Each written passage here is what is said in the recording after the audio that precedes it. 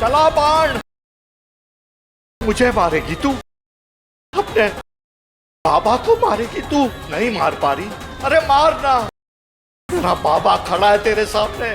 चला मार।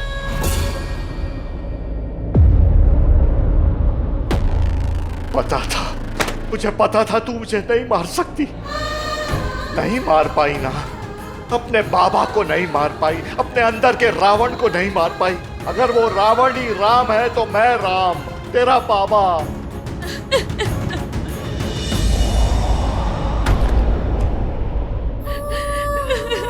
अगर तू शेष नागिन है तो मैं तेरा बाबा हूं, तू मुझे नहीं मार सकती।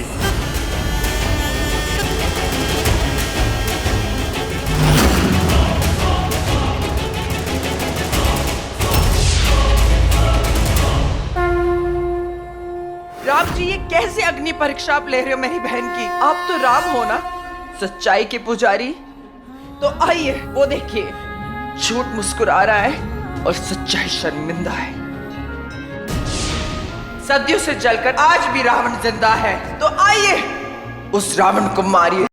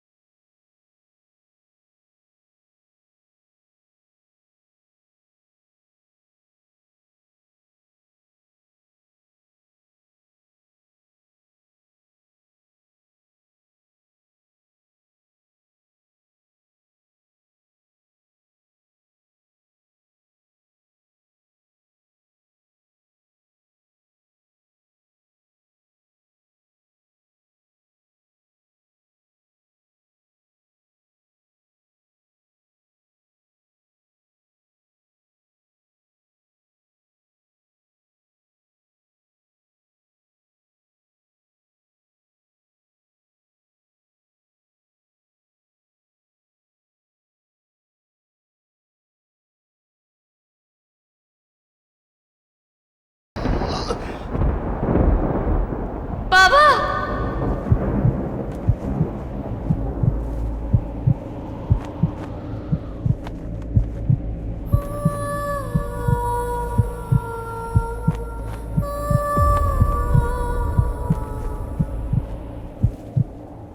बाबा, बाबा, प्रथा, हम तीनों एक साथ अच्छी जिंदगी जी सकते थे। अगर आप हम दोनों को एक नया जीवन देना चाहते थे तो वो नई जिंदगी आप इसी देश में भी दे ही सकते थे। बाबा, आज मैंने मेरे रावण को मार दिया। बाबा, आपको याद है बचपन में आप मुझे लोरी सुनाते थे और मैं सो जाती थी। आज वही लोरी मैं आपके लिए गाऊंगी और बाबा आपको भी नींद आ जाएगी। बाबा, आप भी मेरी तरह गहरी नींद में चले जाएंगे, फिर आपको माँ ले जाने आएगी। सुरमई आँखियों में नन्हा मुन्ना एक सपना, प्यारी रानू और प्यारी रू।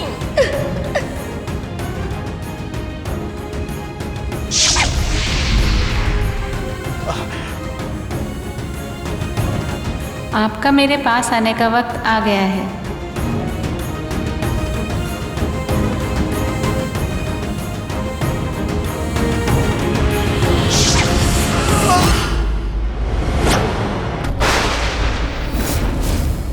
बाबा,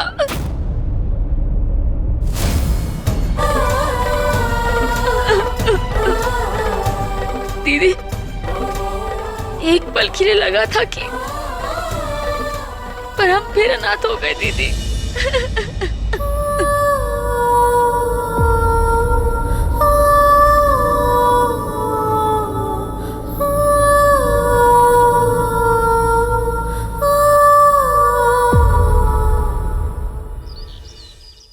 हैप्पी बैसाखी माँ। God bless you. Happy Baisakhi बेटा। हैप्पी बैसाखी। अरे प्रथा, तुम्हारे वो गुरुजी कहाँ गए? ओ वो मैम, वो तो आज सुबह ही चले गए। वो ठीक हो गए थे तो इसलिए वो चले गए, लेकिन जाते जाते वो थैंक यू बोल के गए सबको।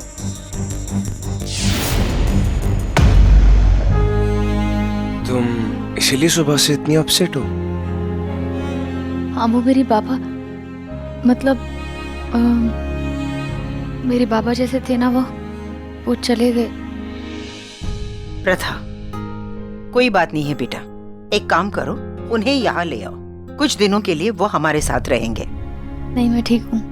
चलो चलो, आज बैसाखी है, रस्में शुरू करते हैं। आज मौसम की पहली फसल कटती है और आज हमारी बहू प्रथा अपनी शादी की पहली बैसाखी का कड़ा प्रसाद बनाएगी। अरे उर्वशी, हैप्पी बैसाखी। हैप्पी बैसाखी। आज मैं तेरे घर जरूर आई हूँ, पर तुझसे मिलने नहीं। तो फिर? यश और समायरा से मिलने आई हूँ। Excuse me. सॉरी। यश, ये शगुन की थाली, मैं तुम्हारा हाथ अपनी बेटी रीम के लिए मांगने आई हूँ।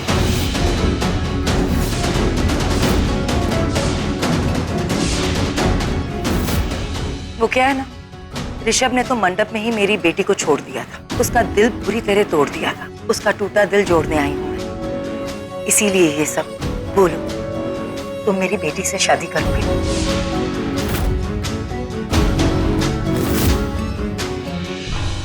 मॉम, ये सब क्या? मॉम, ऋषभ तुझसे कभी शादी नहीं करने वाला है री, बेवकूफ मत बन। प्रथा उसे नहीं छोड़ेगी कभी भी, उसका वेट करती रहेगी तो वेटिंग में ही बुढ़ी हो जाएगी। एंड बाय द वे, यश बहुत अच्छी अपॉर्चुनिटी है, लड़का बहुत अच्छा है। अगर ऋषभ तुझसे सच में प्यार करता है तो वो ये शादी को रोकेगा, लेकिन अगर उसने ऐसा नहीं किया तो तुझे तेरा जवाब मिल गया, है ना? रीम की शादी की बात सुनकर मुझे बुरा क्यों नहीं लगा?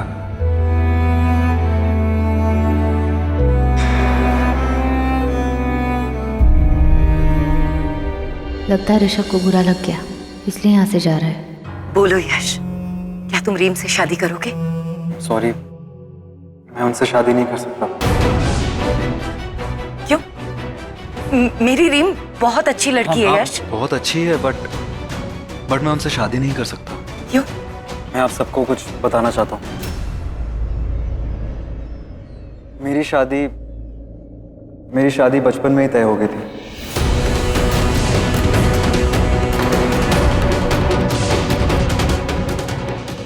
और जिससे मेरी शादी तय हुई थी, मैं उससे ही शादी करूँगा।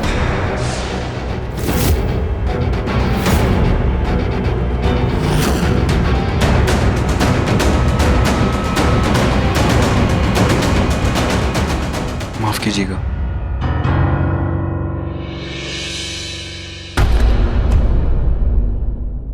अब चलो चलो, कल समायरा और रेहान की शादी है, बहुत सारी तैयारियां करनी है। अब चलो।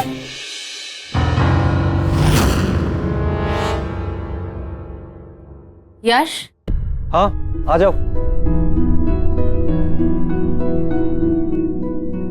मुझे पता था तुम आओगे। प्रसाद,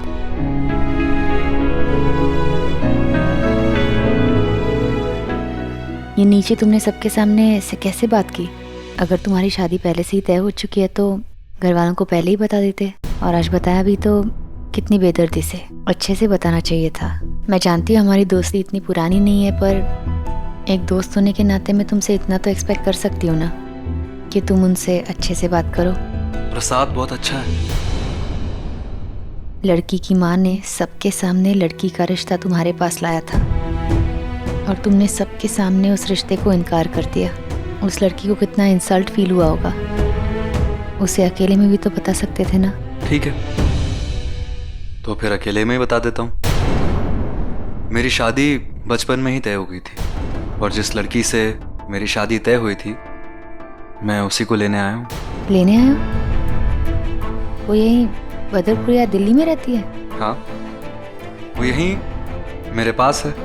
पास मतलब? यहीं इस घर में, इस कमरे में, मेरी आंखों के सामने। प्रथा, वो तुम हो। मेरे होने वाली पत्नी तुम। ऋषभ, तुम्हारे सामने मेरी शादी की बात हुई है, तुमने कुछ नहीं बोला। मैं खुद ही शादी नहीं करना चाहती हूँ, लेकिन तुमने एक बार भी नहीं रोका ऋषभ? क्यों? क्यों? क्यों मैं खुद नहीं जानता।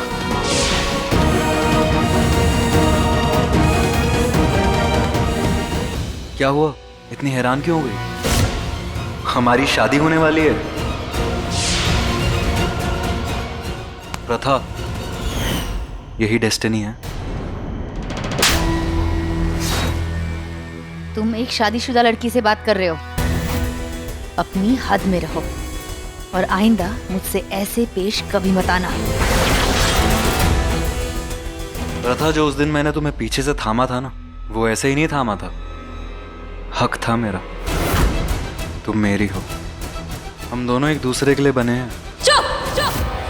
ऐसी बकवास दोबारा कभी मत करना। मेरे पति बगल वाले कमरे में है। अगर उन्होंने सुन लिया ना। देखो, जो होना है तो वो होके ही रहेगा। तुम मेरे होने वाली बीवी हो और तुम्हारा हाथ मेरे हाथ में देने का वादा किया गया। Just shut up! ये क्या फालतू की बकवास कर रहे हो तुम? आइंदा मेरे पास भी मत आना और ऐसी बेहुदा बातें मुझसे दोबारा कभी मत करना। ठीक है, अब मैं कुछ नहीं बोलूंगा। अब कल का दिन बोलेगा। कल हमारी शादी होगी। Shut up! प्रथा, मेरे पास मत आना। तुम्हारी इतनी हिम्मत। हिम्मत नहीं, किस्मत। जो तुम्हारी किस्मत में लिखा है अब तो वही होगा। तुम मेरी हो और मेरी होके ही रहोगी। तो ये होनी भी देख लो। तुम एक शादीशुदा लड़की से बदतमीजी से पेश आए हो, उसका अंजाम भी देख लो। तुम जानते नहीं मुझे, जानते नहीं मैं कौन हूं, मैं क्या हूं, क्या कर सकती हूं। तो जान लो, नागिन हूं मैं, नागिन। नागिनों की नागिन, शेष नागिन।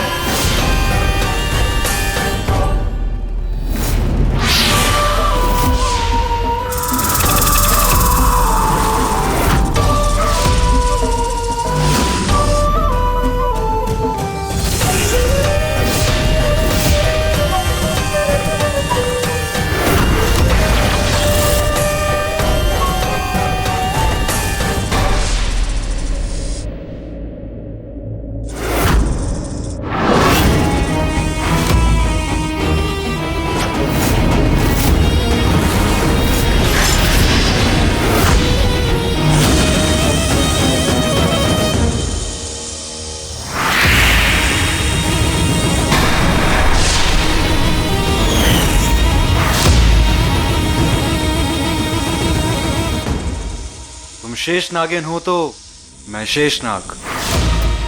मैं ही तुम्हारी कुदरत हूं और मैं ही तुम्हारी किस्मत। तुम्हें पता है प्रथा, तुम्हारी दीदी की शादी एक शेष नाग से होगी। मतलब ये कि हर शेष नागिन को 21 साल की उम्र में शेष नाग से शादी करनी पड़ती है। यही उसकी किस्मत होती है, समझी? तुम्हें क्या लगा था मैं यहाँ अपनी बहन समायरा की शादी कराने आया था? उसकी शादी की कहानी हमारी कहानी के लिए लिखी थी और हमारी कहानी में हम दोनों की जोड़ी है। शेष नागिन की किस्मत में शेष नाग के साथ ही शादी लिखी है। ये जो लड़की समायरा है ना, मैं तो उसका बहुत दूर का कज़न हूँ। ना वो जानती है ना उसका परिवार। कोई नहीं जानता कि मैं शेष नाग हूँ। तुम्हारी किस्मत, तुम्हारा आने वाला कल, हर एक पल में मैं हूं। 6 असुर मिल गए तुम्हें, तुम्हारा काम खत्म। अब वक्त आ गया है कि तुम मेरे साथ चलो।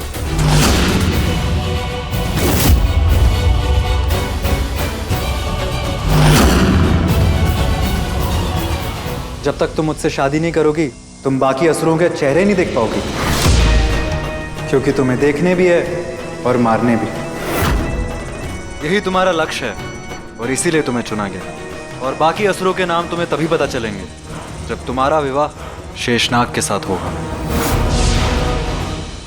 दुनिया के सारे रहस्य शेषनाग के पास है। तुम सर्वश्रेष्ठ शेष नागिन हो तो मैं भी सर्वश्रेष्ठ शेषनाग। वक्त आ गया प्रथा, ऋषभ से अब तुम्हें अपने सारे बंधन तोड़ने पड़ेंगे। तुम्हें उसे अपने बारे में कुछ नहीं बताना, बस उसे इतना बता दो कि तुमने मुझे चुन लिया, क्योंकि नागलोक से बुलावा आ गया है। शेष नागिन का शेष नाग से विवाह हो। अगर तुम ऋषभ को कुछ नहीं बोल सकती तो मैं बोलूंगा। और तुम अच्छे से जानती हो इसका परिणाम क्या होगा, और मेरे बोलने से बात किस हद तक बिगड़ सकती है इसका अंदाजा है तुम्हें।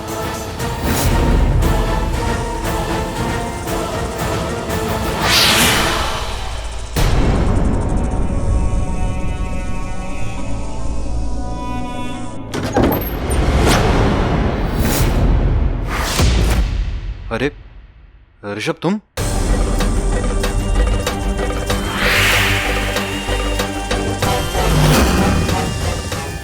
मुझे तुमसे ही बात करनी थी। पर मुझे प्रथा से बात करनी थी। ये आसपास दिख नहीं रही है, यहाँ ही क्या? नहीं, प्रथा तो यहाँ नहीं है।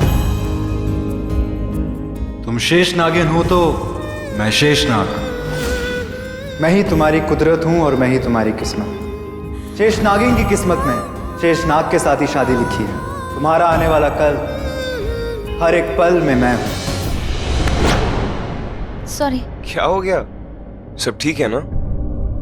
ऋषभ से अब तुम्हें अपने सारे बंधन तोड़ने पड़ेंगे। अच्छा सुनो ना, आज वो रेहान और समायरा की मेहंदी सेरेमनी है। माँ चाहती हैं कि सारी प्रिपरेशंस तुम करो।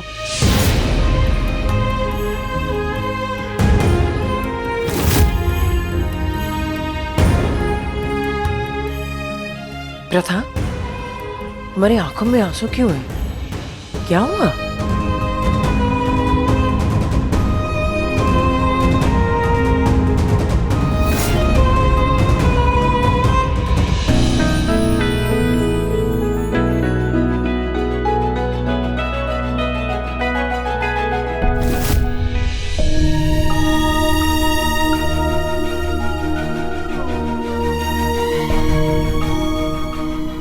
फैसले की घड़ी आ गई है। मैं किसी एक को चुनना ही होगा।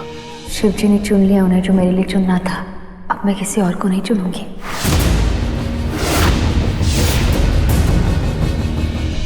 प्रथा, माँ कह रही थी कि तुम भी मेहंदी लगवा लो।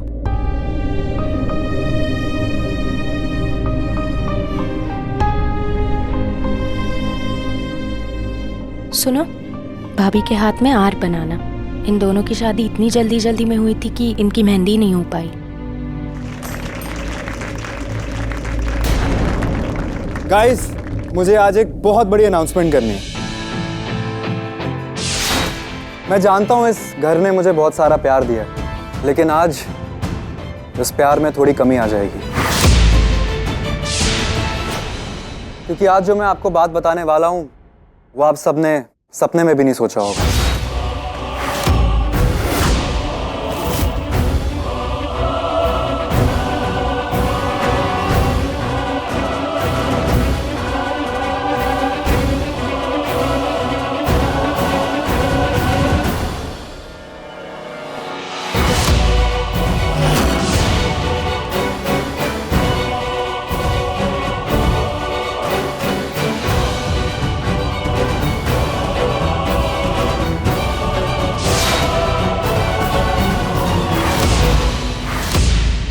मैं और प्रताप एक दूसरे से बहुत प्यार करते हैं।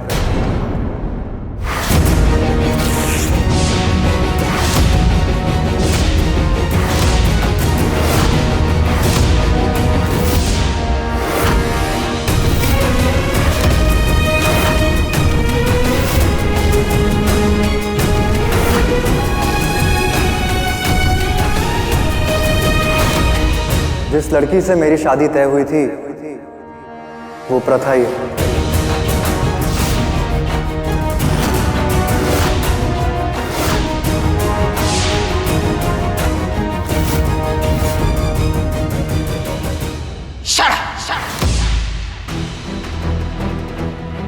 तुम्हारी हिम्मत कैसी हुई इतनी बड़ी बात बोलने की? हाँ जी, आप ये बात अपनी बहू से क्यों नहीं पूछती? ये बात ही अच्छे से जानती थी कि हमारी शादी बचपन में ही तय हो गई थी।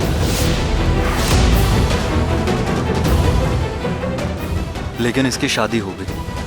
हाँ, हो गई। इसने नहीं की, आपके बेटे ऋषभ ने धोखे से इससे शादी करी थी।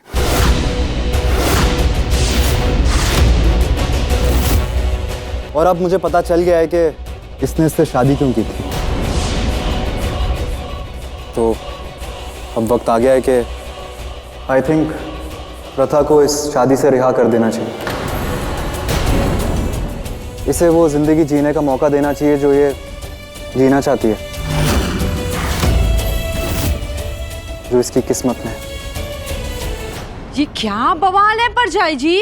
जब से ये लड़की इस घर में आई है ना, तब से हड़कंप मचाती रही है। ये हो क्या रहा है इस घर में?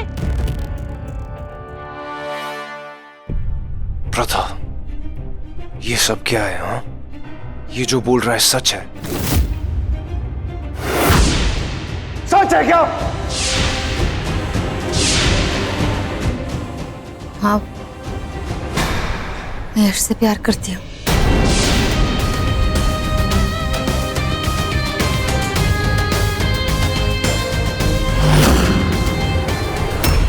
प्रथा, आज तुमने हमारे खानदान की इज्जत को मिट्टी में मिला दिया है, इसलिए अब मेरे बेटे की जिंदगी में तुम्हारे लिए कोई जगह नहीं है। अब तुम इस घर में नहीं रहोगे। चलो निकलो यहां से।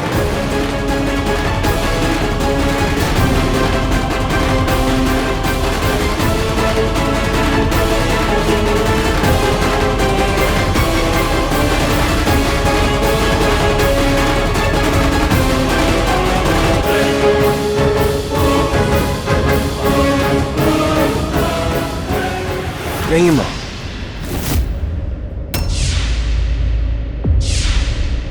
ऐसे नहीं माँ। अगर इसको यही पसंद है तो ठीक है, कोई बात नहीं। तुम्हारी शादी उसी से होगी जिससे तुम प्यार करती हो।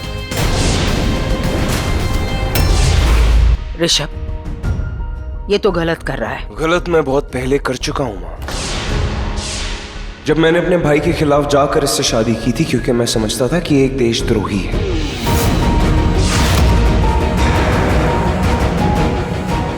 गलत वजह से शादी हुई और अब उस गलती को सही करने का वक्त आ चुका है। अब मैं उस गलती को ठीक करूंगा, उसकी सही जगह शादी करवाकर। ऋषभ, तू एक लड़की की जिंदगी खराब कैसे कर सकता है? प्रथा, अगर मेरे बेटे की वजह से तुम्हारी जिंदगी खराब हुई है, तो अब उसे सुधारने की जिम्मेदारी भी मेरी है। मैं तुम्हारी शादी यश से करवाऊंगी। मुझे नहीं पता कि तुम्हारे पिता को तुम्हारी ये दूसरी शादी मंजूर होगी या नहीं, लेकिन इस बार कन्यादान एक बाप नहीं, एक मां करेगी। हाँ बेटा, कन्यादान मैं करूंगी। मेहंदी भी लगेगी, डोली भी सजेगी, रस्मों कस्मों के साथ तुम्हारी शादी होगी यश के साथ।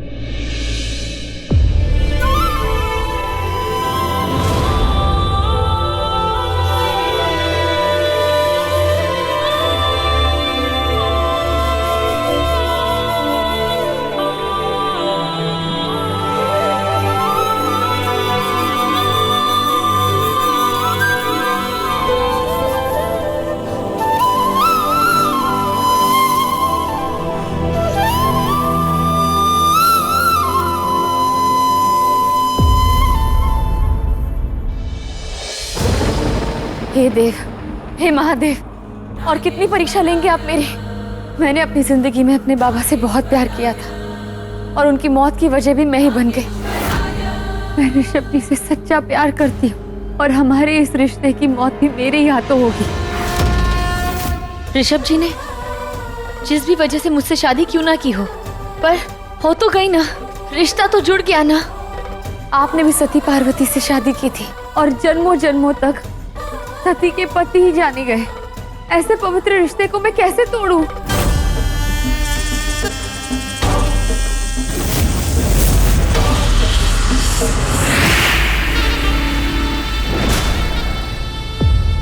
प्रथा, यही तुम्हारी किस्मत है। पर दीदी, आप तो सब कुछ जानती है, उसके बावजूद आप यश का साथ दे रही है। बात साथ की नहीं है, तुम्हारी किस्मत की है प्रथा। यश और तुम्हारा साथ तुम्हारी किस्मत में ही लिखा है। शेष नागिन की शादी शेष नाग से ही हो सकती है, ये नागलोक में लिखा है प्रथा। प्रथा, तेरे पास सिर्फ 24 घंटे है। तेरी 21वीं जन्मदिन के बाद पहली नीली चांद की आधी रात को शेषनाग से तेरी शादी होगी और तुम इस शादी के खिलाफ नहीं जा सकती हो। हमारा काम यहाँ पूरा नहीं होगा प्रथा। आगे के असुरों के नाम हमें तब ही पता चलेंगे जब शेषनाग से तुम्हारी शादी होगी, और ये शेषनाग की किताब में लिखा है। प्रथा, वक्त आ गया है, अपनी किस्मत की तरफ बढ़ो। जो भी असुर इस घर से जुड़े थे, उनके नाम और उनके अंजाम हमें मिल गए। अब बस बाकी असुरों का पता लगाना है। तेरी जंग अभी बाकी है और तुझे ये शादी। दीदी, मेरी शादी हो चुकी है। ये तेरा इस पृथ्वी का बंधन है प्रथा, क्योंकि तेरा और शेषनाग का बंधन कायनात में लिखा है, इस कुदरत और इस ब्रह्मांड में लिखा है, स्वयं भगवान ने लिखा है। हाँ, मुझे पता है तुझे ऋषभ से प्यार हो गया है, पर ये मत भूलना प्रथा कि तुम एक शेष नागिन हो। तुम प्यार के लिए नहीं बनी हो। तेरी हद और तेरी सरहद कुछ और है। तेरी जिंदगी का मकसद कुछ और है।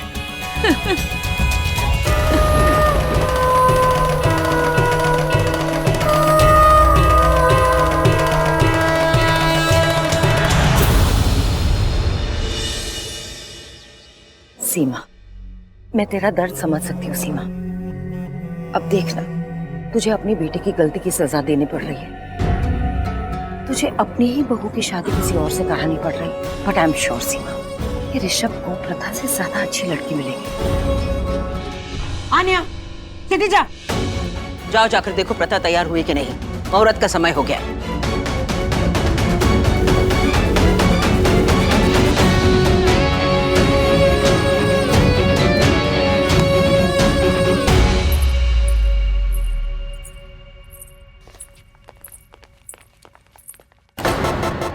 Wow, what a hot shot. Bro, यार लाइफ में एक पटियाला पैदा आ जाए ना, तो लाइफ में ऐश हो जाए। समायरा, तेरा इधर आना। ये लड़का रेहान जिससे तुम शादी कर रही हो ना, ये सही नहीं है। एक नंबर का फ्लॉट है।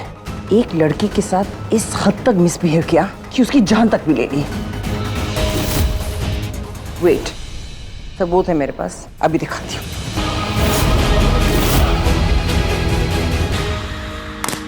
मुझे कुछ नहीं देखना और कुछ नहीं सुनना। रेहान मुझे ऑलरेडी बता चुका है कि तुम्हें वो पसंद नहीं, तो तुम ये शादी तोड़ने की बहुत कोशिश करोगे, पर तोड़ नहीं पाओगे। वैसे तुम हो ही कौन? Just a bloody security in charge, so just get lost. क्योंकि शादी तो मैं सिर्फ रेहान से ही करूंगी।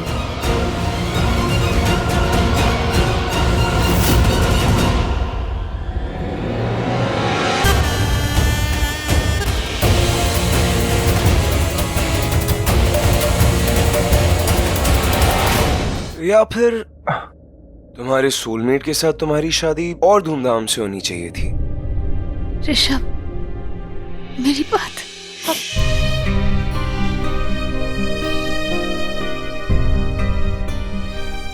मैंने तुमसे जबरदस्ती शादी करी थी ना, तो अब ये मेरा ही फर्ज हुआ कि तुम्हारी शादी मैं तुम्हारे प्यार से करवाऊं। और देखो, मैं तुम्हें अपने हाथों से सजाऊंगा।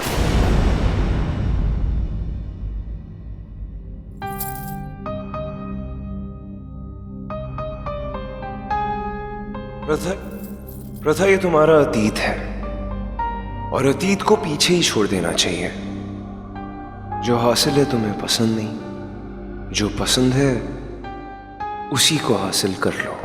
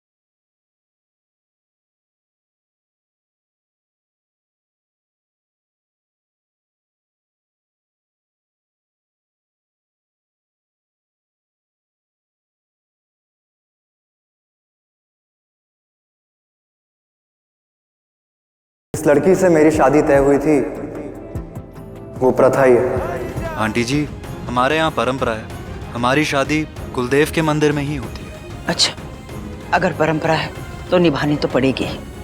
जाओ बेटा। मैम, आपके घर में शादी है, आप रेहान की शादी में रहिए, मैं प्रथा को मंदिर लेके जाती हूँ।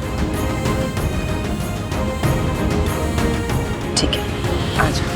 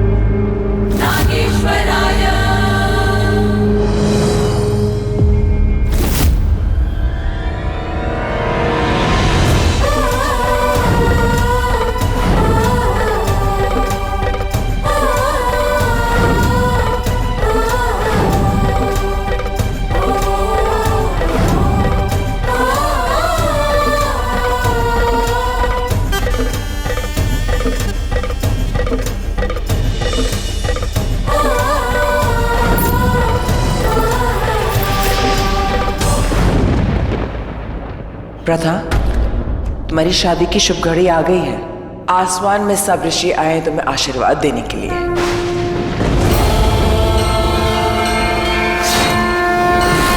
मुहूर्त का वक्त हो रहा है।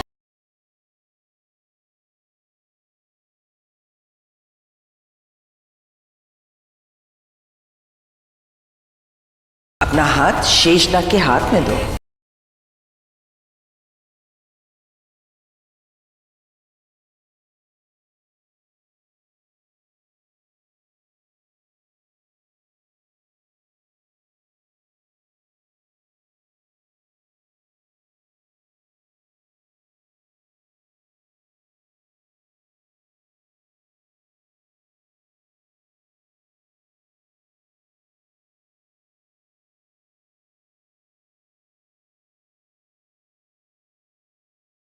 तुम्हारी शादी की शुभ घड़ी आ गई है।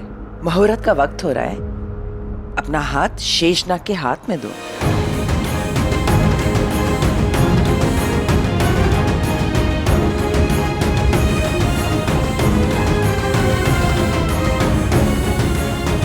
तुम्हारी शादी उसी से होगी जिससे तुम प्यार करती हो।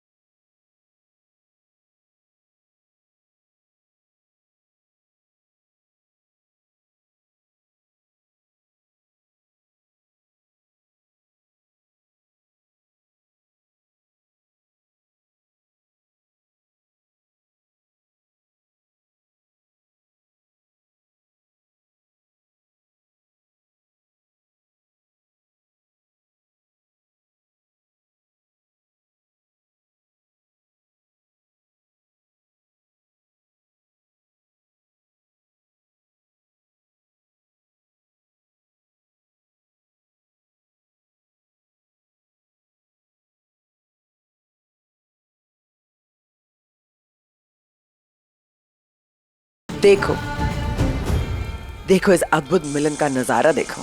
आज नाग वंश से सारे नाग और नागिन आए हैं। शेष नाग और शेष नागिन की शादी के लिए। ये मिलन और ये संगम सैकड़ों सालों के बाद एक बार ही आता है। चलो शादी की रस्में शुरू करते हैं।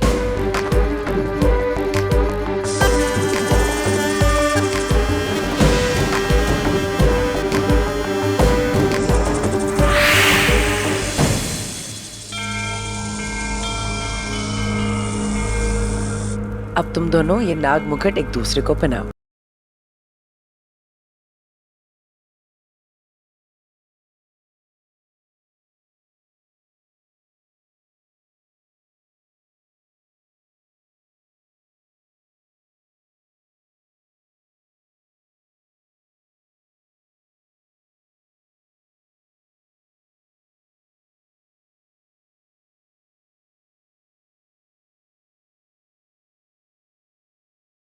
मैं यश से प्यार करती हूँ।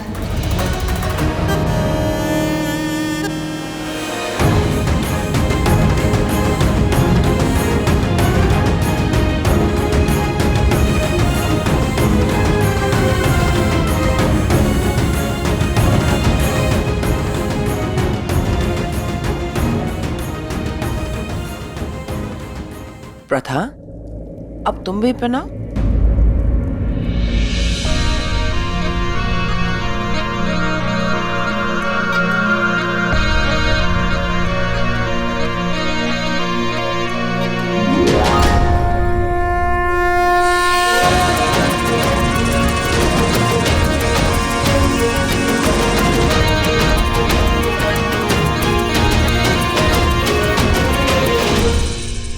अब इस अद्भुत शादी के अद्भुत फेरे होंगे।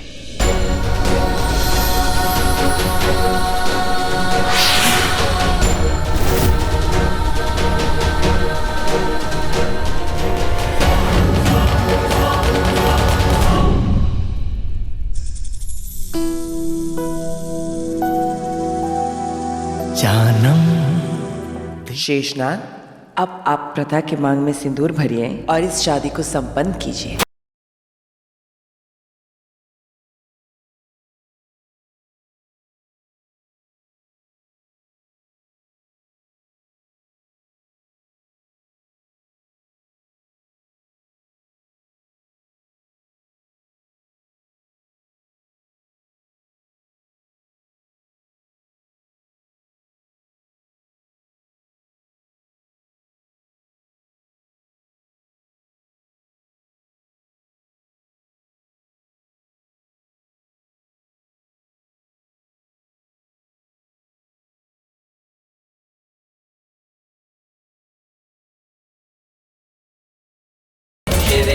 नहीं। प्रथा, कहाँ खो गई हो?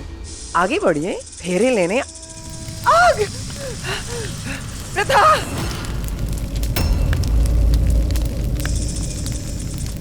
ये आग कैसे लगी? प्रथा, अभी और मत रो। तुम्हारी तड़प के आंसू की वजह से ये आग लगी है। तुम्हारा हर एक आंसू अंगार बन रहा है। अब ये अंगार मैं बुझाऊंगा।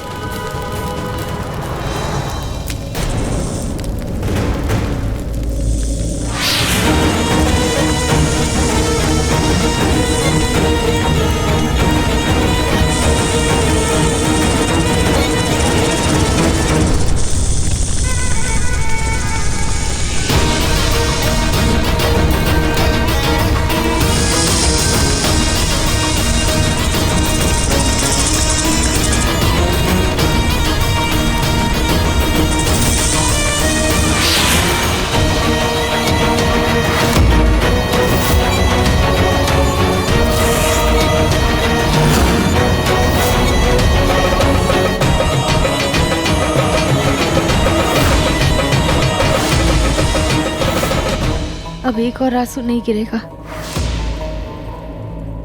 फेरों की रस्म शुरू करते हैं। नहीं,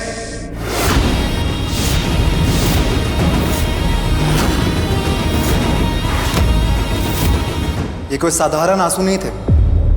ये तुम्हारे दिल में लगे विरह के आंसू थे। वही विरह के आंसू जो करोड़ों साल में एक बार आंखों से बहते हैं, जो सती की आंखों से बहे थी जब वो अपने पति से दूर हुई थी, अपने शिव से दूर। तुम आज इस मंडप में मेरे सामने तो हो। तुम्हारा शरीर इधर है लेकिन तुम्हारा दिल कहीं और है।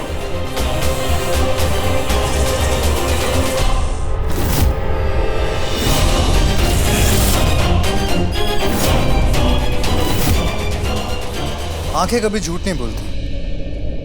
तो आओ देखते हैं तुम्हारे दिल में कौन है।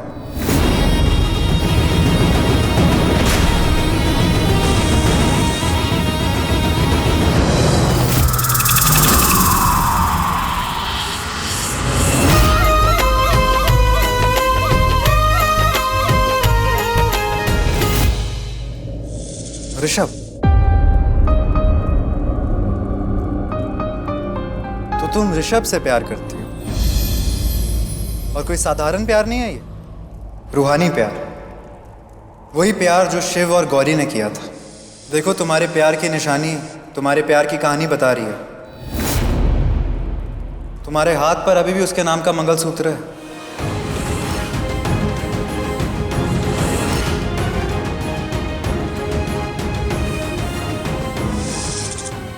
और ये उसका दिया हुआ जख्म, ये खून, ये सिंदूर बनकर तुम्हारे मांग में सज रहा है।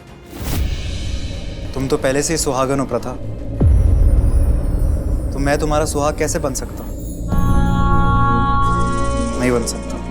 और तुम्हारा दिल तो पहले से ही किसी और के साथ बन चुका है, तो मैं ये प्रेम बंधन कैसे तोड़ सकता हूं? मैं अग्नि की साक्षी में तुम्हारी मर्जी के खिलाफ ये शादी कैसे कर सकता हूं?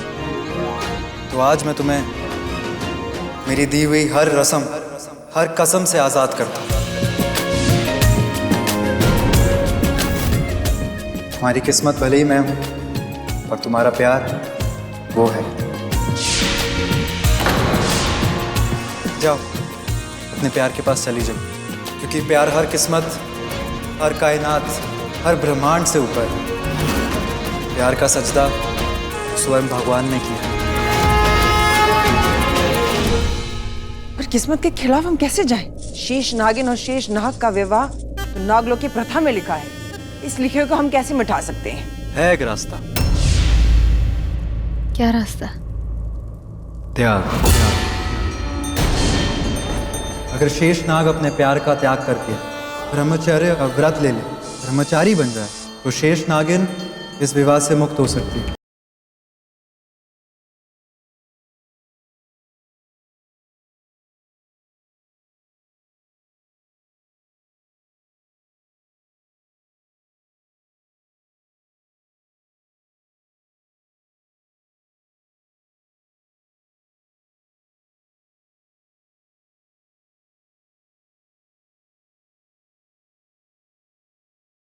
मैं शेषनाग, शिव जी की साक्षी में इस गंगा जल को छूकर अपने शिव को वचन देता हूं कि आज से मैंने ब्रह्मचर्य व्रत रख लिया।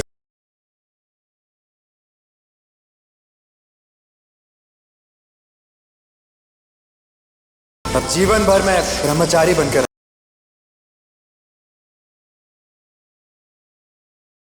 कभी किसी से विवाह नहीं करूंगा।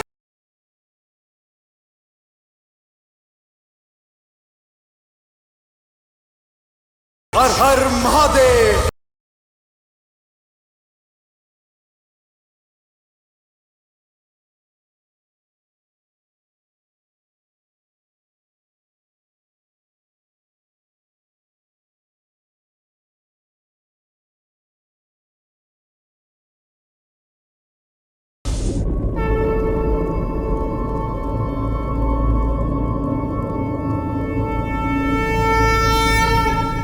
प्रणाम करती मैं उस शक्ति को जिस पे ये पूरी धरती टिकी है। प्रणाम करती मैं उस शक्ति को जो नाग युग की सर्वश्रेष्ठ शक्ति है। आप महासर्वश्रेष्ठ महाविष्णु महालक्ष्मी के महासैया बनके महासागर में विराजित है। इससे बड़ा सौभाग्य कहाँ। आज मैं तुम्हें तुम्हारा सौभाग्य वापस देता हूं। जाओ, अपने प्यार के पास चली जाओ।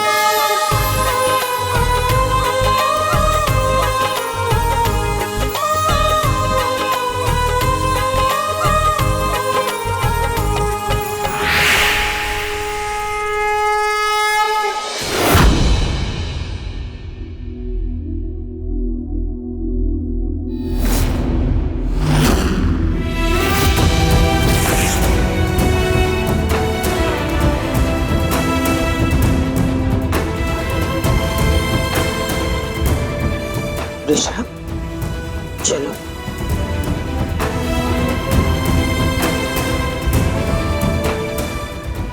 सीमा, देख, मैं तेरी बचपन की दोस्त हूँ। तू चाहे लाख थप्पड़ मार ले, लेकिन आज तो मैं वो दिल की बात करके ही रहूंगी जो मैं कब से करने की कोशिश कर रही थी तुझसे। देख सीमा, ऋषभ और रीम की शादी होने वाली थी, फिर नहीं हुई। वो दोनों एक दूसरे से प्यार करते थे, अब भी करते हैं। तो जो शादी तब नहीं हुई वो अब क्यों नहीं हो सकती? आंटी, मेरी और ऋषभ की दोस्ती अच्छी है। मैं पुरानी चीज़ों को मन में नहीं रखूंगी। मैं सब कुछ भूल के ऋषभ के साथ शादी करने के लिए तैयार हूँ।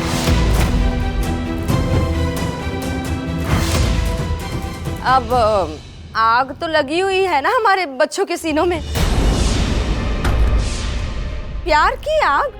बस वो लड़की प्रथा कुछ देर के लिए आई और सब तहस नहस कर गई, तो क्या हुआ? अब परछाई जी, मेरा तो ये मानना है कि अगर उर्वशी जी सामने से प्रपोज कर रही है अपनी बेटी की शादी के लिए, तो हमें ये मौका गंवाना नहीं चाहिए ना।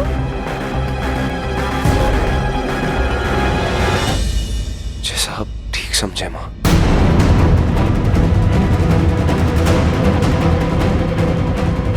ओए हॉट बेब्स, एक सुपर आइडिया है। ये दोनों मंडप तैयार है, शादी कर ले। क्या? ऋषभ और रीम की शादी कर ले। आइडिया कैसा लगा आंटी जी? चलो।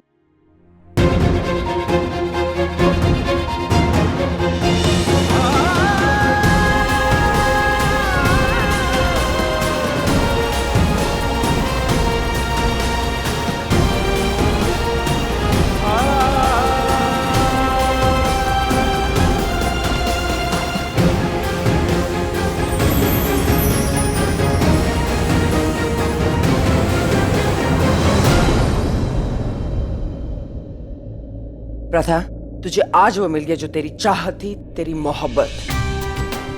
जा ऋषभ के पास, जा प्रथा, जी ले अपनी जिंदगी।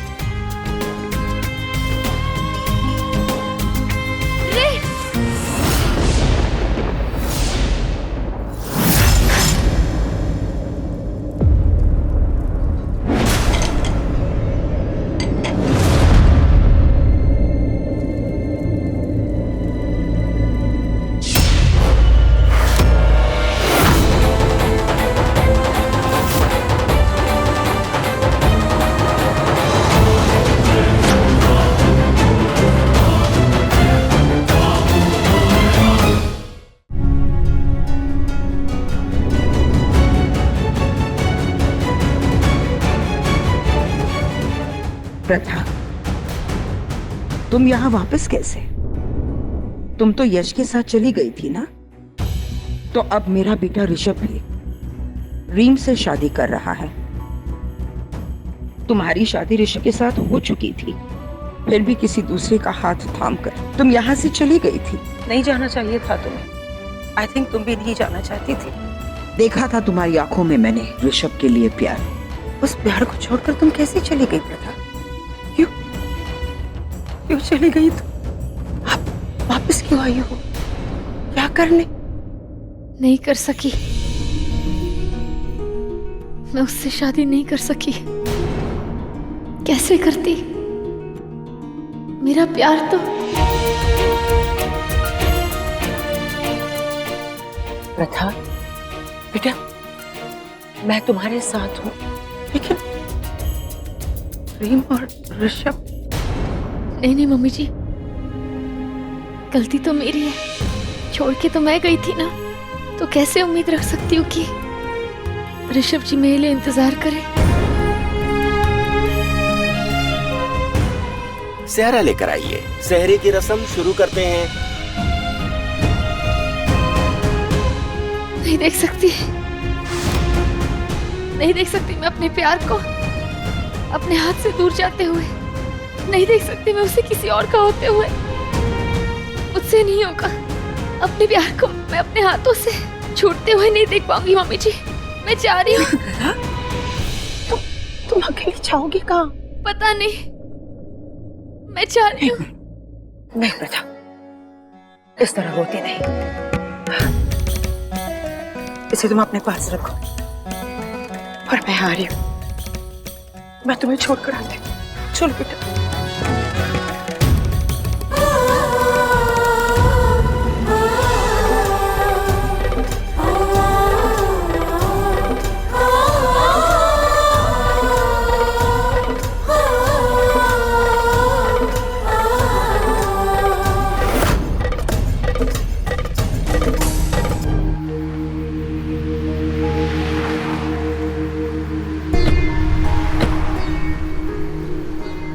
मम्मी जी, इतने दिनों में अगर मुझसे कुछ गलती हुई होगी तो मुझे माफ कर देना। नहीं बेटा, इसमें तुम्हारी कोई गलती नहीं है, सब किस्मत का खेल है। लेकिन ये मेरा अटूट विश्वास है कि तुम्हें तुम्हारा जीवन साथी बहुत जल्दी मिल जाएगा, जो तुम्हें अपनाएगा, जिसके लिए तुम बनी हो। मेरा आशीर्वाद हमेशा तुम्हारे साथ है। संभल कर जाना बेटा।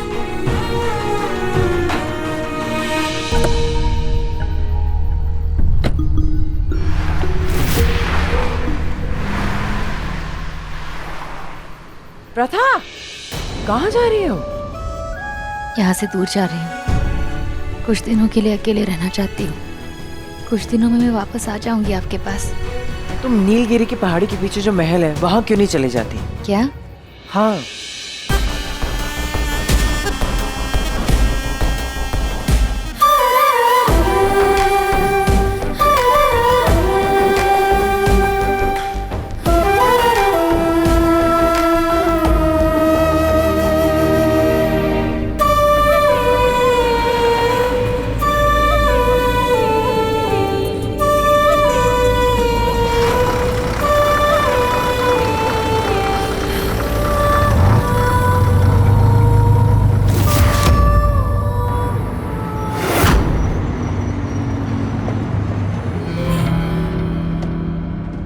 लगता है बहुत बुरी तरह दिल टूटा है आपका।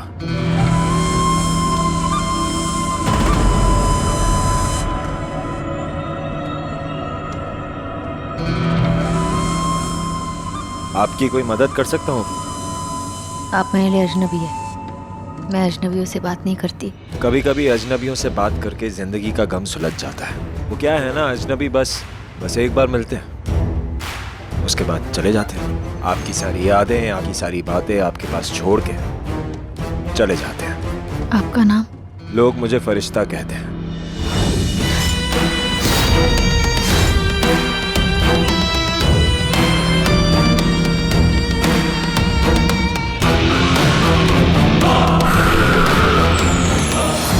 फरिश्ता? क्या है ना, मेरी माँ का मानना है जैसे कहानियों में इच्छाधारी नागिन होती है, वैसे ही फरिश्ते भी होते हैं। फरिश्ते?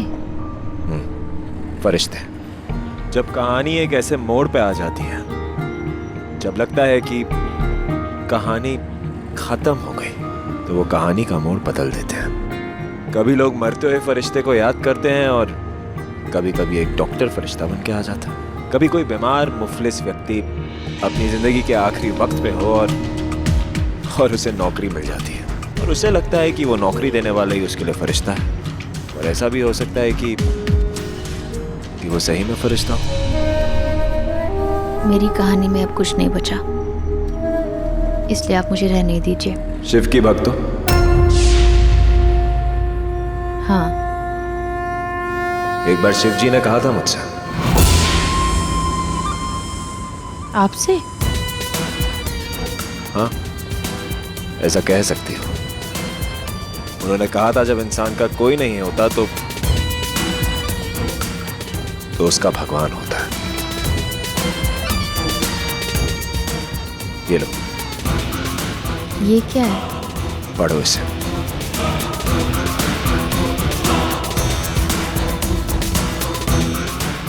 चलो एक पल के लिए मुझे फरिश्ता मान लो। अब जब तुम्हारी कहानी खत्म हो रही है और मैं तुम्हें एक किताब दे रहा हूं, तो क्या पता है इस किताब में तुम्हारी एक नई कहानी है।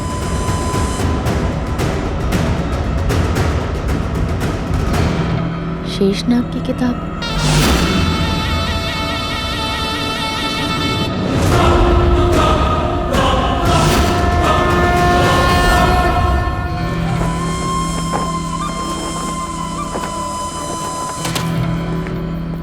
काम हो गया?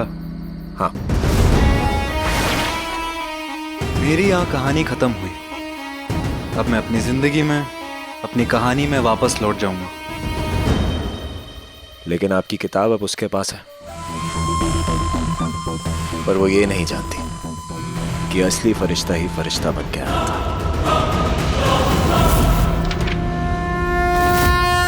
कालों के काल महाकाल मैंने एक दिन शिवजी से पूछा, आने वाले सालों में क्या कोई ऐसा वक्त आएगा जहां भारत और शिव भूमि पर संकट आएगा? तो शिव जी बोले, एक वक्त आएगा जब कपटी देशद्रोही असुर इस देश का विनाश करेंगे।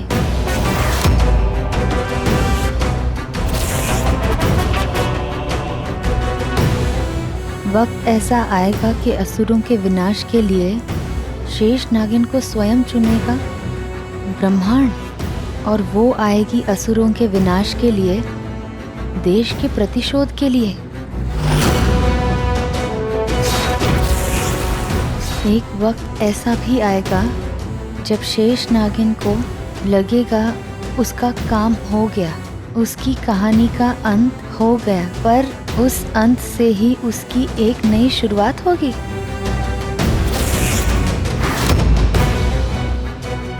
ये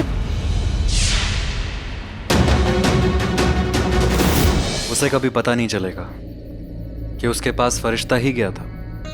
उसे लग रहा है कि उसका लक्ष्य खत्म हो गया, लेकिन उसका लक्ष्य अब शुरू होगा। वो 6 चेहरे जिसके बारे में उसको पता था, उनके विनाश के बाद एक 7वां असुर आएगा, और उस 7वें असुर से एक नई कहानी की शुरुआत होगी।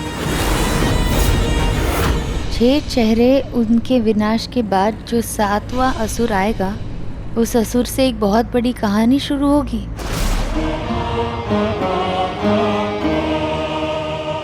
ये 7वां असुर? मुझे पता है कि बहुत सारे असुर थे, 6 की कहानी तो उस घर से जुड़ी थी, पर ये 7वां कौन था? उन 5 असुरों में से पहला महाअसुर शेष नागिन की आंखों के सामने ही होगा।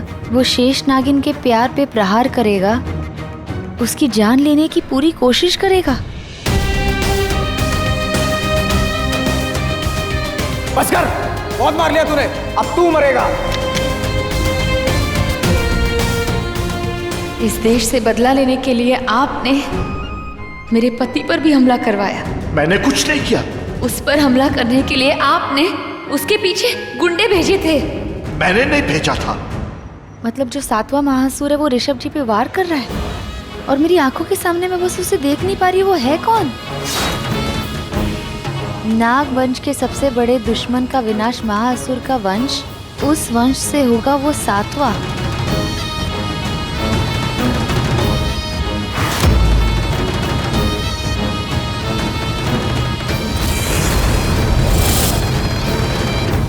मैं ऋषभ जी को कभी कुछ नहीं होने दूंगी, उन पर एक आंच तक नहीं आने दूंगी।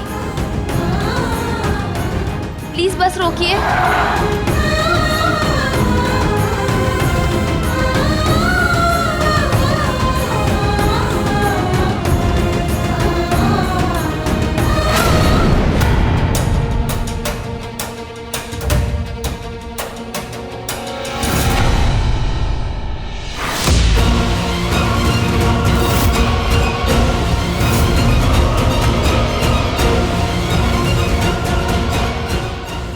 प्रथा? प्रथा? मैं तो तुम्हें वहां छोड़कर आई थी। तुम्हें कहीं जाना था ना? तुम वापस आ गई? मम्मी जी, मुझे वापस आना पड़ा। मुझे उनसे बात करनी है, मुझे ऋषभ जी से बात करनी है। कहाँ है वो?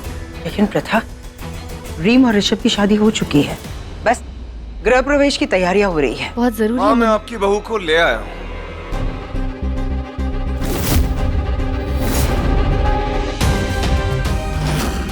ऋषभ?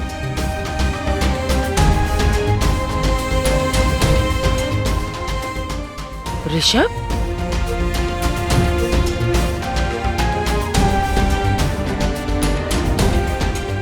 आओ रीम।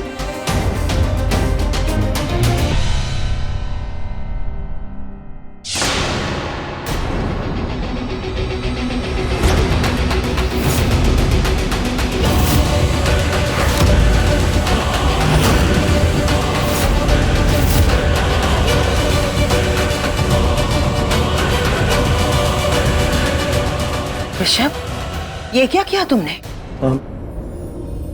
माँ, मैं रीम के साथ मंडप में बैठ गया था, पर बैठने के बाद मुझे रियलाइज हुआ कि मुझे ये शादी नहीं करनी है, नहीं करनी है।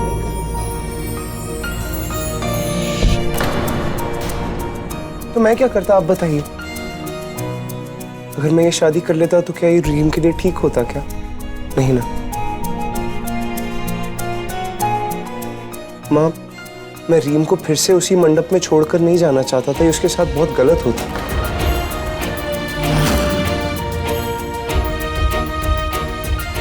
रीम भी एक हैप्पी मैरिड लाइफ डिजर्व करती है और मैं उसको ये देना चाहता था।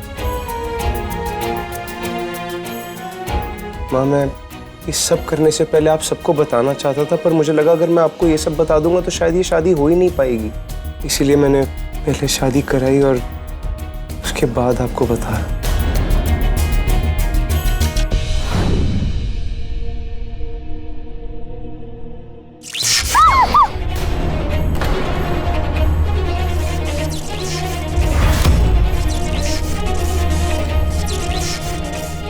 अन्या, क्षितिजा, तुम दोनों ठीक तो हो ना? हाँ, करंट आ रहा है। मैं देख कर आता हूँ। चल।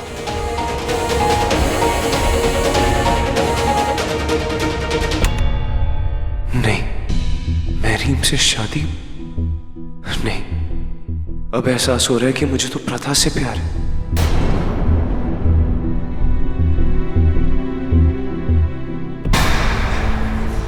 रिच, मेरे भाई, मेरी एक मदद करेगा?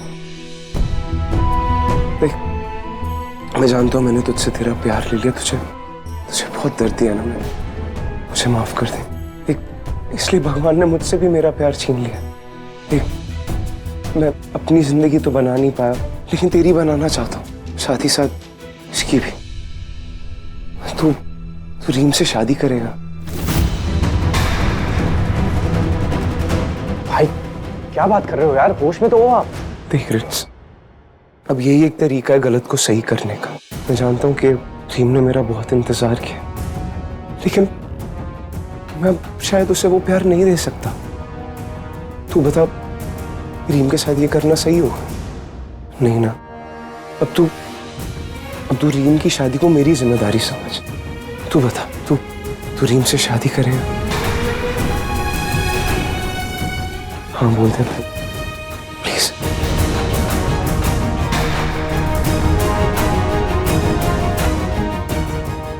रितेश, मेरी हाँ है। मैं भी लाइफ में मूव ऑन करना चाहती हूँ।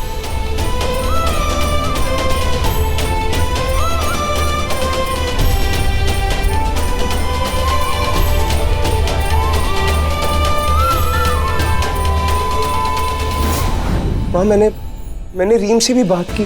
रीम को भी कोई एतराज नहीं है शादी से। उसने मुझसे बोला कि अगर मैं उसे प्यार नहीं करता तो उसने भी बोल दिया कि वो लाइफ में मूव ऑन करना चाहती है।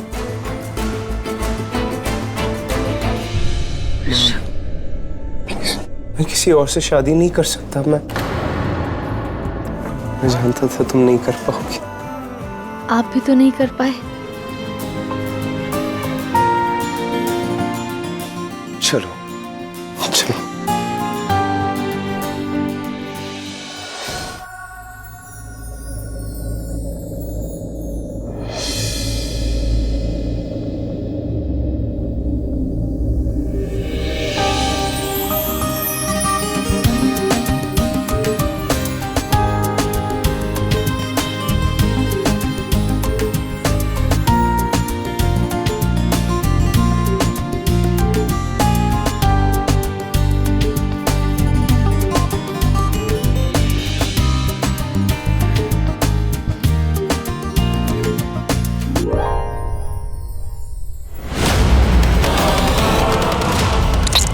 ऋषभ जी, ऋषभ जी, ऋषभ जी, ऋषभ जी, ऋषभ जी, ऋषभ जी।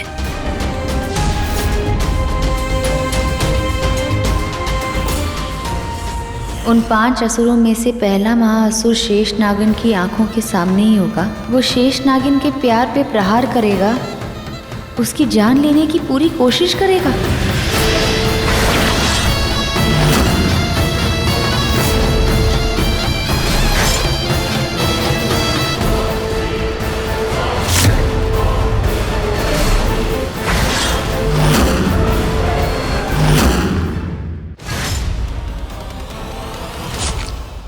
ऋषभ जी, ऋषभ जी। ऋषभ जी, ऋषभ जी, ऋषभ जी।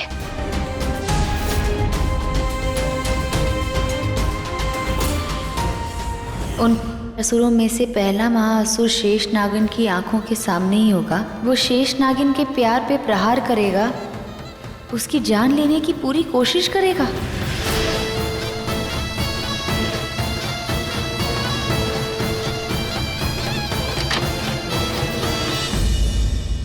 मैंने जहरीला डांट निकालती हूँ।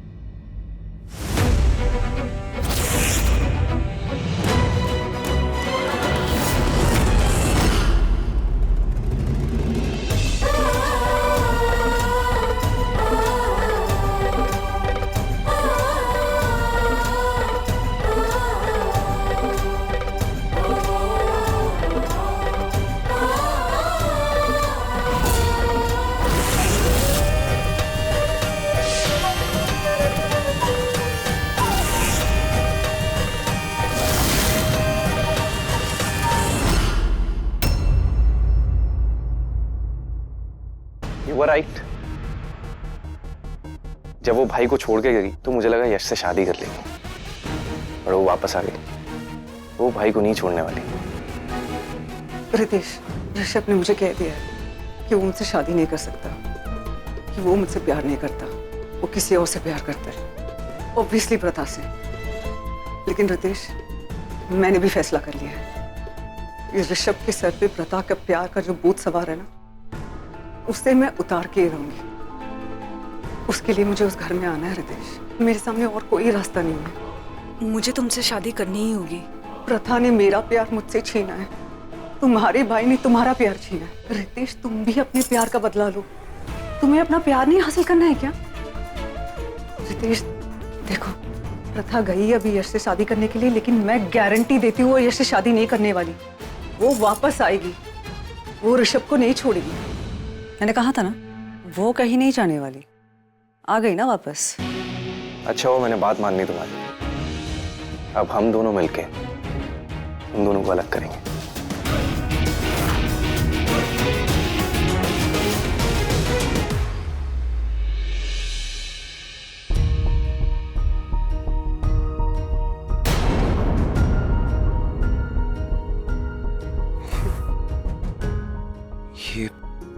ये किसने, ये कैसे हुआ ये? ऋषभ जी, आप आराम कीजिए, इस बारे में मत सोचिए। अरे कैसे आराम करूं प्रथा? मेरे घर में ही किसी ने मुझ पे अटैक किया और तुम कह रही हो कि आराम करो? ये कौन हो सकता है ये? पता नहीं ऋषभ जी, मैंने देखने की कोशिश की पर मुझे नहीं दिखा। आप इस बारे में ज्यादा मत सोचिए, प्लीज आराम कीजिए।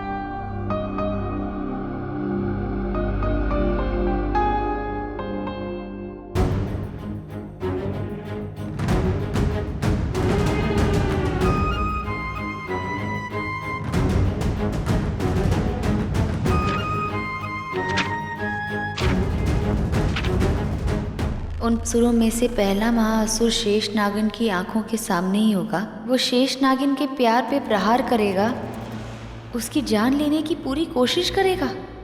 कोई है जो आपकी जान लेना चाह रहा है ऋषभ जी, पर मैं नहीं लेने दूंगी। मैं आपके साथ कभी कुछ गलत नहीं होने दूंगी।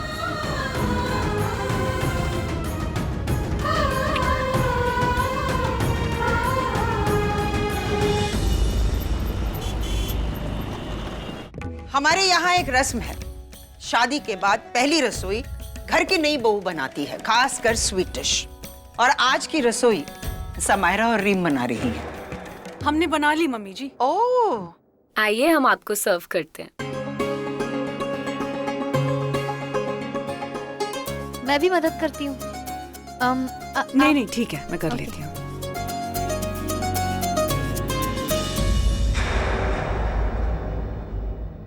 तुम भी खा लो बेटा। ऋषभ, मैं बहुत खुश हूँ कि तुम्हें तुम्हारा प्यार मिल गया। प्रथा, चलो ना पुरानी बातें भूल जाते हैं, एक नई शुरुआत करते हैं। आखिर हम सब एक ही फैमिली है अब, तो इसलिए मेरी पहली रसोई की पहली मिठाई लो, खाओ। ऑफ कोर्स, नए रिश्ते बनाते हैं और इन रिश्तों में थोड़ी मिठास खोलते हैं। अब उर्वशी, देखा तुमने, मेरे दोनों बेटों को देखकर ऐसा लग रहा है कि कल ही इनकी शादी हुई। देख रही हूँ सीमा, पर मैं ये भी सोच रही हूँ कि लास्ट मिनट पे ये दोनों लड़कियां कैसे बदलते हैं। मेरे बेटे कहानी बदल देंगे। प्रथा, तुम्हें नहीं लगता कि हमारे घर में कुछ ज्यादा ही लोग हैं? पता है। तो तुम्हें नहीं लगता कि हमें एक साथ थोड़ा टाइम स्पेंड करना चाहिए? गाइस, मैं और समायरा हनीमून पर जा रहे हैं। Oh great. रीम, मुझे लगता है तुम्हें और रितेश को भी जाना चाहिए साथ में। 2 जोड़ियां क्यों जाएंगी? प्रथा और ऋषभ भी जाएंगे। उनको क्यों छोड़ दिया तुमने? हाँ, अब देखो ना, इन दोनों के बीच की दूरियां भी अब दूर होती जा रही है। नहीं नहीं mummy ji. No no no no excuse, मैं कुछ नहीं सुनूंगी। तुम दोनों जरूर जाओगे। इनफैक्ट डेस्टिनेशन भी मैंने फाइनल कर दिया है, देहरादून। बाकी होटल बुकिंग भी मैंने करवा दी है तीनों कपल्स के लिए। जाओ और अपनी लाइफ एंजॉय करो। लो, शर्मा गई मेरी बहू। प्रथा, आज मैं बहुत खुश हूँ। जो बचपन में तुमने सोचा था, तुम्हें वो खुशी मिल गई और तुम्हें तुम्हारा प्यार भी मिल गया। लेकिन इस प्यार में इस देश का प्यार और जो तुम्हारा फर्ज है इस देश के लिए, वो मत भूलना। तुम्हें याद है ना, हमें अगला महाअसुर भी ढूंढना है। हाँ दीदी, याद है। पर महाअसुर तक पहुंचने के लिए हमें कोई नया रास्ता ढूंढना होगा और बहुत सतर्क रहना होगा। महाअसुर को पता तक ना चले कि हम उसका पता ढूंढ रहे हैं।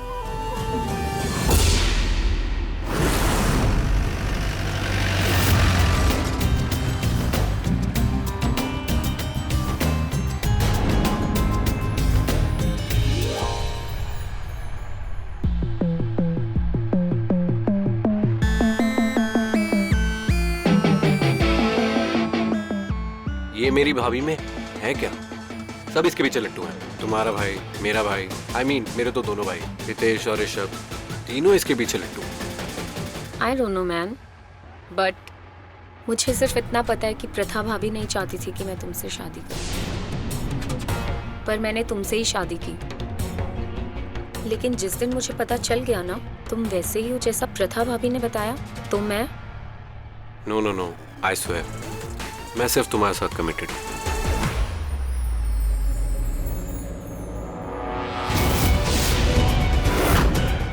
ऋषभ!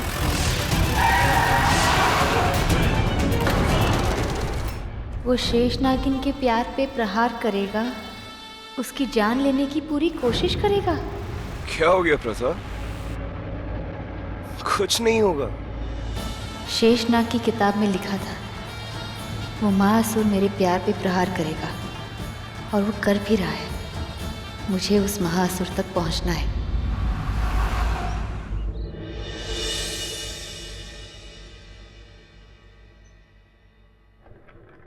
रितेश, मैंने जानबूझ के ये वाला रूम लिया है। ऋषभ और प्रथा वो वाले रूम में। दोनों रूम्स इंटरकनेक्टेड हैं। मुझे उन पे नजर रखनी है रितेश। उनके बीच में कोई रिश्ता नहीं होना चाहिए।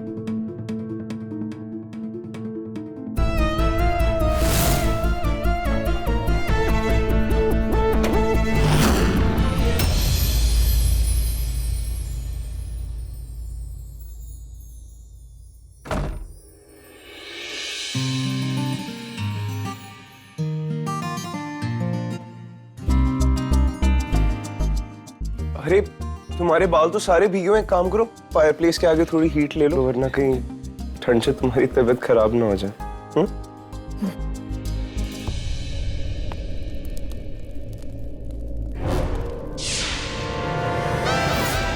छिपकली! छिपकली! छिपकली! छिपकली! छिपकली प्लीज मुझे बचाओ, मुझे बचाओ, मुझे बचाओ, बचाओ, बचाओ, मुझे बचाओ प्लीज। छिपकली! छिपकली! मुझे डर लग रहा है और आपको हंसी आ रही है। अरे हंसी नहीं आएगी तो क्या? तुम छिपकली को देखकर इतना डर गई तो मुझसे तो तुम्हें बहुत डर लगेगा ना, क्योंकि बेड एक है और सोने वाली तो। I mean, I do love you, but जब तक तुम और मैं we don't get आता।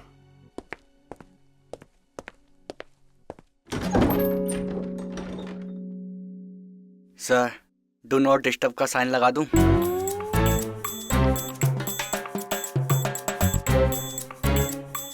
लगा ही देता हूं सर।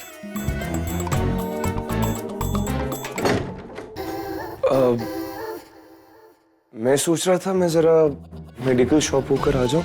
हाँ, मेडिकल शॉप? इंसान जरूरत पड़ने पर ही तो जाता है ना। आपको बोलते हुए शर्म नहीं आ रही? अरे पर इसमें शर्म कैसी? I mean, अब सर में दर्द हो रहा है तो इंसान मेडिकल शॉप ही जाएगा ना दवाई लेने। अच्छा, सर दर्द? तुम्हें क्या लगा? नहीं, वो मुझे लगा कि पता नहीं। अब समझा तुम्हें क्या लगा। वैसे आइडिया कुछ बुरा नहीं है।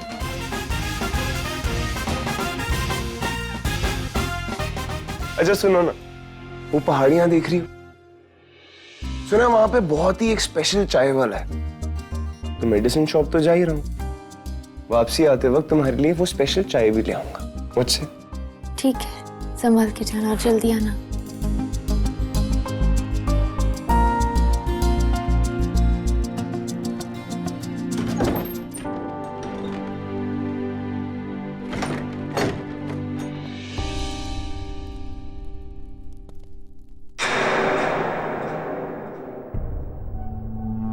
कुछ नहीं, ऋषभ चला गया।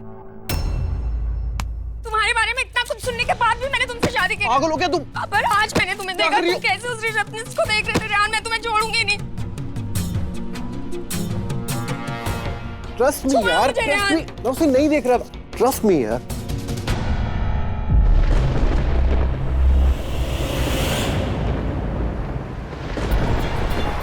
गार्ड ने तो कहा था कि मेडिसिन शॉप यहीं कहीं होगी। यहाँ तो दूर दूर तक कुछ नहीं है।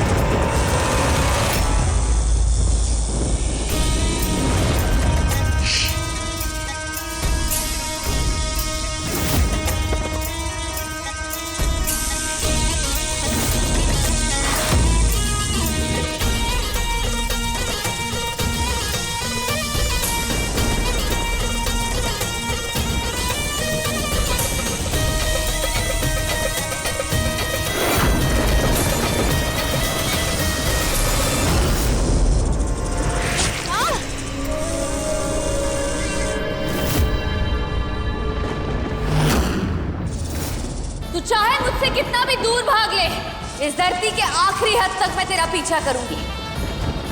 आज मैं तेरे चेहरे से पर्दा हटा के ही रहूंगी। नागिन हूं मैं, नागिन। आ गई हूं मैं। जय भोलेनाथ।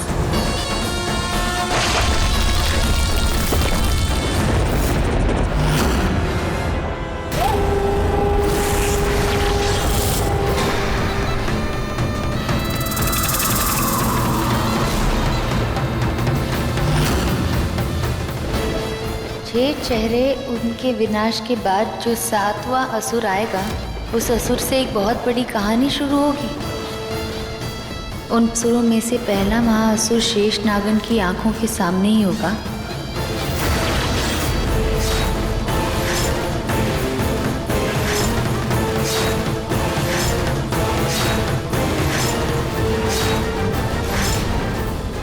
वो शेष नागिन के प्यार पे प्रहार करेगा उसकी जान लेने की पूरी कोशिश करेगा।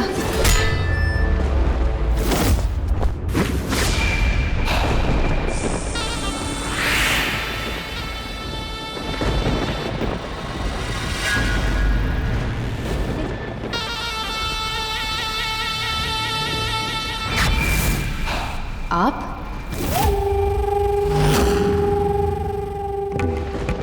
हाँ, मैं। क्या हुआ?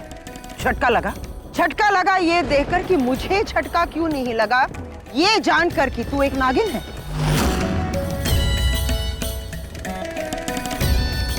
माय डियर बेबी, मुझे पता था, मैं पहले से जानती थी कि तू एक नागिन है। मेरी बहू एक नागिन है।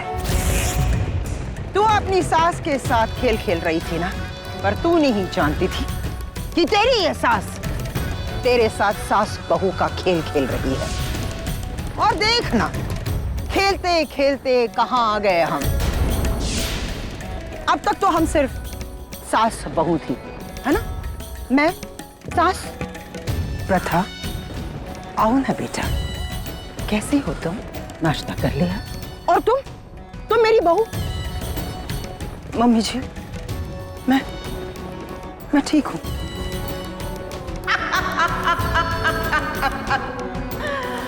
हाँ, सास बहू का ये सिलसिला था, है ना? लेकिन आज पहली बार मैं अपनी असली रूप में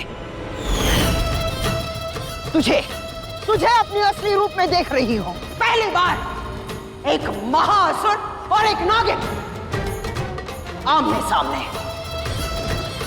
क्या हसीन रात है। हाँ, असुर तो तूने बहुत देखे और कुछ असुरों को तो तूने मारा भी है, लेकिन मैं हूं महाअसुर। महाअसुरों में क्या हुआ? ये जानकर कि मैं महाअसुर हूं, शौक लगा क्या? लेकिन मैंने तो रॉक किया। जितने भी ये जो असुरों से तेरी मुलाकात हुई थी ना, उन सब से मैं काम करवा रही थी। लेकिन ये जो असुर थे ना, सारे चिल्लर पिल्लर थे। मेरा घर का एक पिलर मेरा पति परमेश्वर ललित गुजराल वो तो यही समझता है कि वो बॉस है और मैं उसके हाथों की कठपुतली। पर वो ये नहीं जानता कि वो एक कठपुतली है जिसे मैं अपने हाथों से नचवा रही हूं। खुद को असुरों का सरदार समझता है, खिलाड़ी समझता है वो, पर वो ये नहीं जानता कि पूरा का पूरा खेल मैं हूं। मैं सीमा गुजराल। अरे ये 4-5 असुरों को, मतलब ये चंटर पंटर को मारकर खुद को देश की मसीहा समझने लगे। मसीहा, असुरों से तेरी मुलाकात हुई है, लेकिन पहली बार एक महाअसुर का सामना हुआ है तुझसे। तू जहर तो मैं कहर। तू मुझसे आगे कभी नहीं जा पाएगी। देखा ना, देख लिया ना अपने पति ऋषभ का अंजाम क्या हुआ। इस देश का रक्षक, इस देश का गुरूर आज एक महाअसुर के हाथों खत्म। अब तो उसकी आखिरी सांसें भी नहीं चल रही होगी, खत्म हो गया है वो। क्या बोलता था वो? मॉम।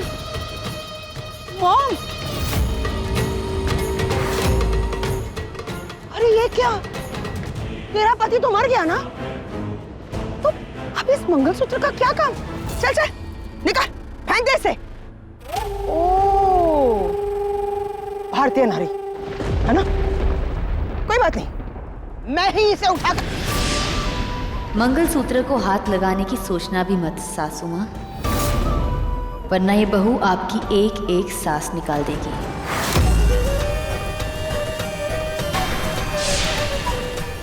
और ये मंगलसूत्र निकालने की मुझे जरूरत भी नहीं। क्योंकि मेरे पति अब भी जिंदा है, सही है, सलामत है।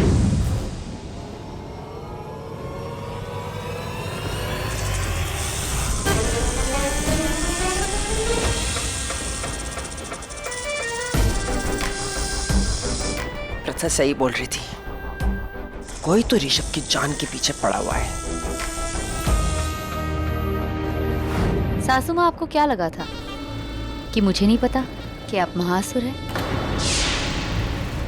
मुझे पता था, बस आपको रंगे हाथों पकड़ना चाहती थी। मेरी आंखों से आपके ममता का पर्दा तब भी हट गया था जब बस में उस फरिश्ते ने मुझे शेषनाग की किताब दी थी।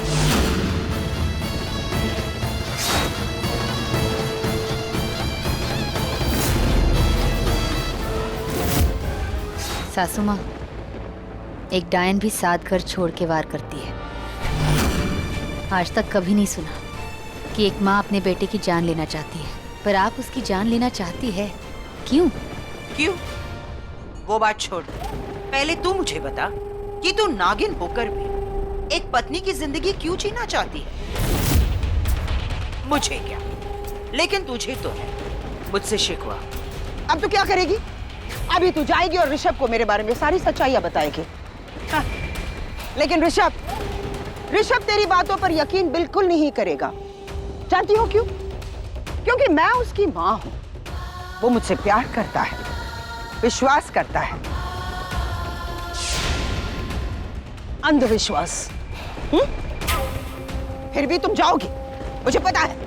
तुझे जो करना है कर जा। एक मिनट, अगर तू वहां गई भी तो ऋषभ तेरी बात नहीं मानेगा, है ना? और अगर तू मुझे मारेगी तो तुझे नहीं पता चलेगा कि बाकी असुर कौन है, क्योंकि अगर मैं मर गई तो तू उन असुरों तक कैसे पहुंचेगी? पर आपको ऐसे क्यों लगता है कि मैं आपको मारूंगी सासू माँ? नहीं सासू माँ, मैं आपको बिल्कुल भी नहीं मारूंगी। आपकी उम्र तो काफी लंबी है अब, और आपकी इस लंबी उम्र में साए की तरह बन के मैं आपके साथ रहूंगी। अब तो तोड़े से भी ना टूटेगी ये सास बहू की जोड़ी।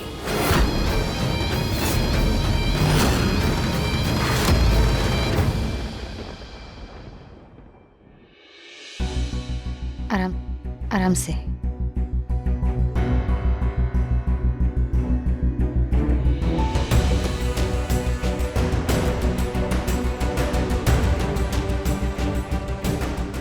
अरे, तुम दोनों इतनी जल्दी वापस कैसे आ गए? हनीमून पर गए थे ना? हाँ, जाम गए थे, वहां पे भाई का एक्सीडेंट हो गया तो वापस आना पड़ा। सोचा भी नहीं था कि वहां जाने के बाद ऋषभ का एक्सीडेंट हो जाएगा, और तुम सबको अपने हनीमून से इतनी जल्दी। सच में बहुत बुरा लग रहा है। क्यों मम्मी जी, आपको बुरा क्यों लग रहा है? आपका बेटा है, घर वापस आ गया है, तो जल्दी ठीक हो जाएगा। आप तो माँ है, एक माँ से ज्यादा अच्छे से ख्याल एक बेटे का कौन ही रख सकता है? माँ, डॉक्टर ने 3 दिन का रेस्ट बोला है। ये तो प्रथा ने इंसिस्ट किया, इसलिए हम सबको आना पड़ा। पता नहीं कौन था, एकदम से अटैक कर दिया उसने। अब छोड़ो ना इन बातों को, जो हुआ सो हुआ, क्योंकि मेरा बेटा सही सलामत वापस आया है। इससे बड़ी बात एक माँ के लिए कुछ भी नहीं है बेटा। पर मम्मी जी,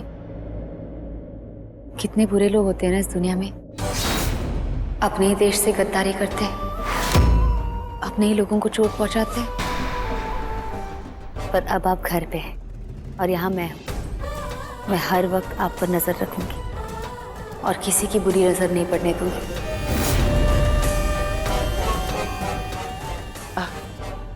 तुम लोग थक गए होंगे, एक काम करो, अपने अपने कमरे में जाओ, आराम करो। मैं तुम सब के लिए खाना भिजवा देती हूँ। टेक रेस्ट बेटा, एंड आई लव यू। मैं अभी आई। Love you. चलो। अब ये सासू माँ कौन सा नया तीर चलाएंगी?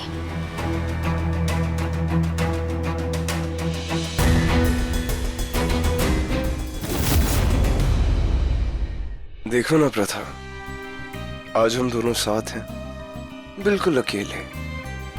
आज हम दोनों जानते हैं कि हम एक दूसरे से प्यार करते हैं, लेकिन आज मुझे ये चोट लग गई। आज इस पल से ज्यादा, इस एहसास से ज्यादा बढ़ के आपकी हेल्थ है। आप आराम कीजिए, मैं आपके लिए कुछ खाने के लिए लाती हूँ। हाँ? रेहान और रितेश का खाना तो मैंने भिजवा दिया उनके कमरे में, और अब ऋषभ का खाना।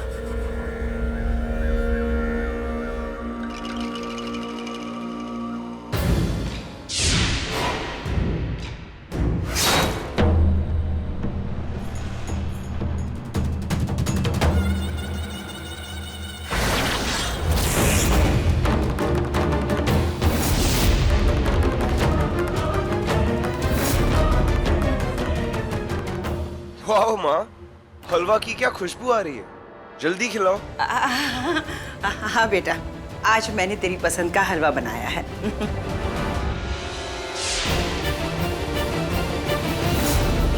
प्रथा, तुम्हें पता है, जब भी मेरा मूड खराब होता है या मेरी तबीयत खराब होती है या मेरे को फीवर होता है तो माँ के हाथ का हलवा खा के इमीडिएटली सही हो जाता हूँ मैं। जैसे दिमाग को एक सुकून सा मिल जाता है। अरे माँ, जल्दी दो ना हलवा। लो बेटा।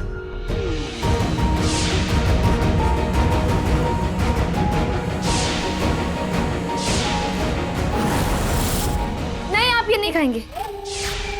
क्यों? क्यों नहीं खाऊंगा ये हलवा मैं? क्योंकि इसमें जहर है। मतलब मैंने इस हलवे में जहर मिलाया है? हाँ, मिलाया है। प्रथा, ये तुम क्या बोल रही हो? मेरी माँ मेरे हलवे में जहर क्यों मिलाएंगी? वो मुझे मारना चाहती है। तुम ये कहना चाहती हो? ये तुम क्या बोल रही हो? मैं कुछ नहीं बोल रही, मैं बस इतना बोल रही हूँ कि आप ये हलवा नहीं खाएंगे। एक मिनट। प्रथा, तुम यही कह रही हो ना कि मैंने इस हलवे में जहर मिलाया है? एक मिनट बेटा, एक मिनट।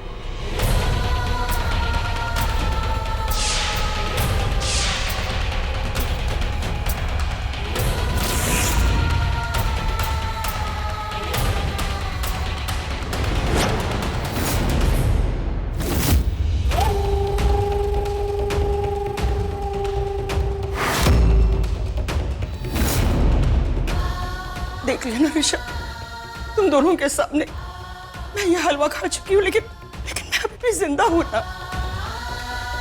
अगर इसमें जहर होता तो मैं मर जाती। प्रथा, तुम सोच भी कैसे सकती हो कि मैं इस हलवे में जहर मिला सकती हूँ? कैसे सोच लिया तुमने? प्रथा, मैं जानता हूँ अभी रिसेंटली बहुत कुछ हो गया, इसलिए तुम थोड़ा पैनिक हो। इसका मतलब ये नहीं तुम कुछ भी बोलती जाओ। ये मेरी माँ है, ये मुझे सपने में भी नहीं मारना चाहेंगी। You understand? देखो देखो माँ कितनी अपसेट हो गई।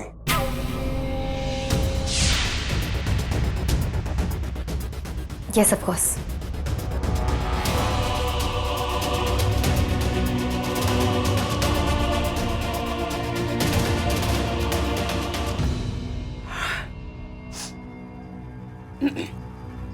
जब मैं इसे जहर खिलाऊंगी ना, इसे यकीन ही नहीं होगा कि मैंने इसे जहर खिलाया है। बस अब तुम देखती जाओ, सिर्फ देखती जाओ। हर रोज मैं इसे कोई ना कोई जहर जरूर खिलाऊंगी, और तुम कुछ नहीं कर पाओगे। जाओ, तुम्हें जो करना है जाके करो। जाओ ना।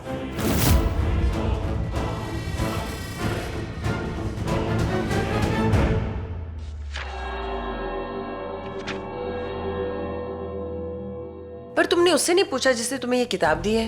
पता नहीं दीदी, कह रहा था कि कोई फरिश्ता है, और फिर किताब देने के बाद पता नहीं कहाँ चला गया। दीदी, इस किताब में ये तस्वीर ये किसी असुर वंश की लगती है। इस किताब में लिखा भी है, यह असुर वंश कालकीय के नाम से जाना जाता था। असुरों का वंश जो हमारे देश को तबाह करने पे तुला हुआ है। ये असुर वंश हमारे देश में सन 2000 में भी पाया जाता था, कुछ सालों तक। पर इस तस्वीर में सीमा की जवानी, लगता है इस रहस्य से जरूर मेरे अतीत का कोई रिश्ता है। शेष नागिन को कभी पता ही नहीं चल पाएगा कि ये कहानी करोड़ों साल पुरानी है। ये तस्वीर देख के लगता है कि ये सीमा की जवानी की तस्वीर है। पर अगर ये सच में सीमा है तो वो इतने सालों तक जिंदा कैसे है? आखिर ये है कौन? अगर ये किताब 1902 सन की है या फिर 1942, तो उस हिसाब से तो इस समय सीमा की उम्र 150 या 130 साल होनी चाहिए। प्रथा, अगर इस तस्वीर में वो 20 साल की थी 70 साल पहले, तो इसका मतलब वो अब लगभग 90 साल की होनी चाहिए। लेकिन वो 90 साल की लगती ही नहीं है। उसका राज क्या है? उसे कभी ये नहीं पता चलेगा कि मेरा मकसद क्या है। ये आज का नहीं, सदियों का षड्यंत्र है। उसे तो यही लगता है कि मुझे नागमणि चाहिए, लेकिन उसे ये नहीं पता कि मुझे नागमणि नहीं, कुछ और ही चाहिए। उसे तो पता भी नहीं चलेगा कि मैं क्या ढूंढ रही हूँ और जो हो रहा है वो क्यों हो रहा है, और मैं महाअसुर क्यों बनी।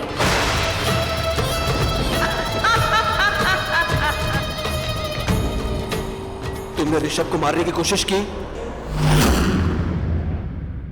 सवाल तो अभी यही है दीदी कि आखिर एक माँ अपने बेटे को मारना क्यों चाहती है? और यहाँ तो ऐसी कोई वजह दिख भी नहीं रही कि उसे अपने बेटे की जान लेनी पड़े। कुछ तो है दीदी, जो है बस हमें दिख नहीं रहा। पर मैं पता लगा के रहूंगी कि वो राज आखिर है क्या।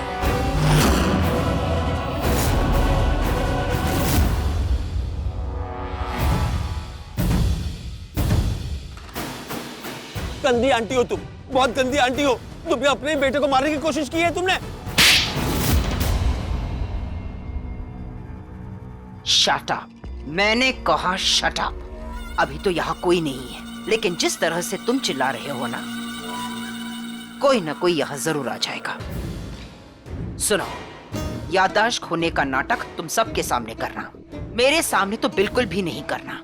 घर वालों को यही लगता है कि तुम्हारी याददाश्त चली गई है, लेकिन ये सच नहीं है। तुम्हें इस हाल में मैंने रखा है क्योंकि इससे मुझे फायदा है, और इसी नौटंकी की वजह से आज तुम्हारी जान बची है, समझे तुम? लेकिन तुम कुछ नहीं जानते। यहाँ याददाश्त खोने का नाटक करना था तुम्हें, लेकिन तुम लड़कियों के साथ फ्लर्ट कर रहे हो। लेकिन इससे मुझे कोई फर्क नहीं पड़ता, क्योंकि तुम अच्छी तरह से जानते हो किस मकसद के लिए मैंने तुमसे शादी की थी। जानते हो ना? तुम्हें जो करना है, जिसके साथ करना है तुम करो, मगर प्लीज ऋषभ के साथ कुछ मत करना, प्लीज। अगर मेरा लाडला बेटा मेरे बीच नहीं आया होता तो आज नहीं, कुछ भी हो जाए ऋषभ को मत मारना। सुनो, तुम्हें ना यंग लड़के की एक्टिंग करने के लिए कहा है मैंने, लेकिन जिस तरह से तुम फ्लर्ट कर रहे हो ना लोगों के साथ, लड़कियों के साथ, कुछ नहीं जानते तुम, कुछ भी नहीं, क्योंकि तुम बेवकूफ हो। लेकिन एक बार मेरी तरफ देखो, किस स्वैग के साथ मैं ये रोल निभा रही हूँ, और तुम्हें भी, तुम्हारे जैसे बेवकूफ को एक हंटर से फंटर वाली खिलाड़ी बना दिया मैंने। बनाया ना? लेकिन ये सब कुछ लोगों की आंखों में धूल झोंकने के लिए है, ये सच नहीं है। सच तो ये है कि तुम एक नंबर के लल्लू हो। लल्लू, तुम्हें नहीं पता कब क्या करना है, नहीं पता तुम्हें, कुछ नहीं पता। कुछ भी हो जाए, मैं किसी को अपने बेटे को मारने नहीं दूंगा। हाँ, ठीक है, नहीं मारूंगी मैं, लेकिन अगर तुम्हारा बेटा बीच में आया तो? अरे किस तरह की माँ हो तुम?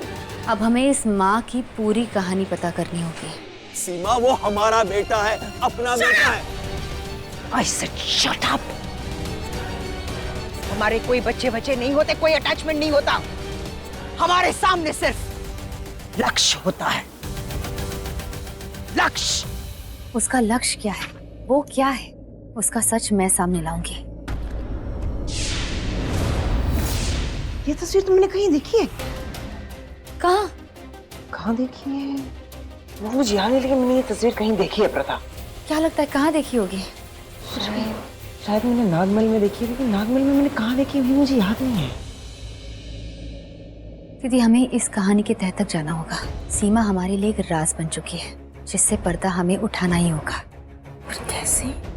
दीदी, मुझे एक रास्ता मिल गया है जिससे हम उसका सच पता लगा सकते हैं। कौन सा रास्ता? दीदी, सीमा हर गुरुवार मंदिर जाती है। हाँ।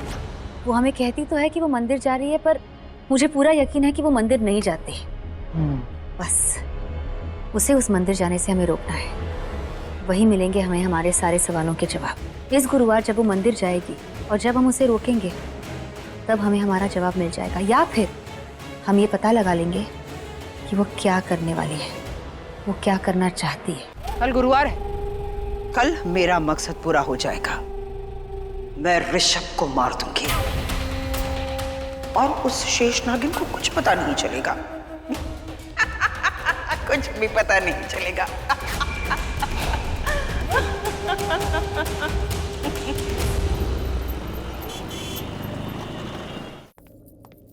मम्मी जी, आप मंदिर जा रही है? ये इतनी चहक क्यों रही है? Mummy ji, I am sorry, मैंने आपसे कल बहुत बदतमीजी से बात की। इसी वजह से मैं आपसे माफ़ी मांगना चाहती हूँ और इसीलिए आज आपके साथ मंदिर चलना चाहती हूँ,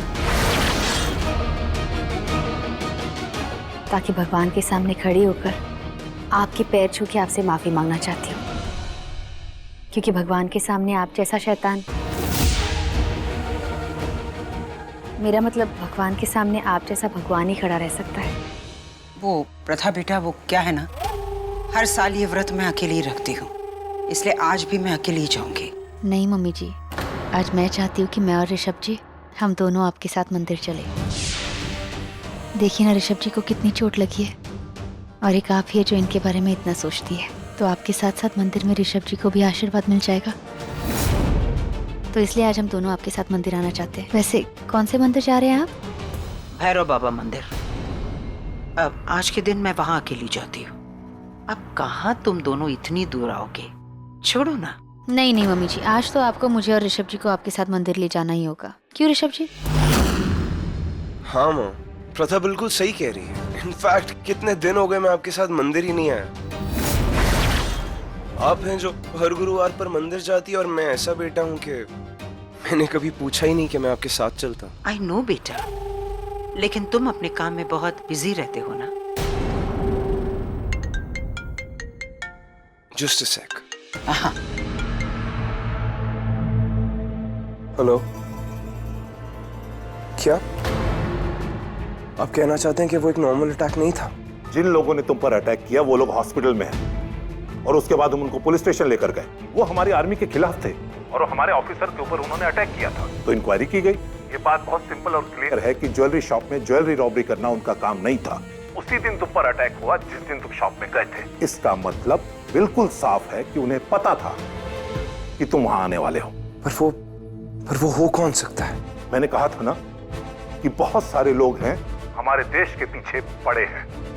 हमें यह तो पता था कि कुछ लोग देशद्रोही थे जिसे एक मसीहा, एक सच्चे देशभक्त ने आइडेंटिफाई करके मार दिया। और अब ये बात सामने निकल कर आई है कि जिन लोगों का सफाया हुआ था उनमें से एक बहुत बड़ा देशद्रोही एक्टिवेट हुआ है, जिसे पता है कि तुम उसे ढूंढ रहे हो और इसके लिए वो तुम पर अटैक कर रहा है। कोई बात नहीं चीफ, उन्हें मुझ पर अटैक करने दीजिए, मैं देख लूंगा।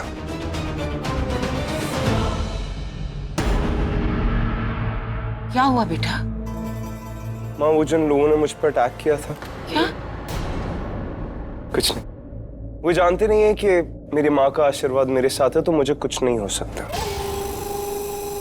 हाँ बेटा, मेरा आशीर्वाद तुम्हारे साथ है, हमेशा रहेगा।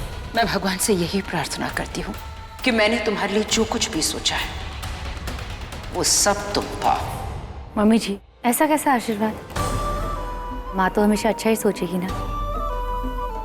ऐसा आशीर्वाद दीजिए कि आपने इनके लिए जो भी सोचा है वो सब आपको मिल जाए। क्योंकि ये जो भी करते हैं सब आपके लिए तो कर रहे हैं।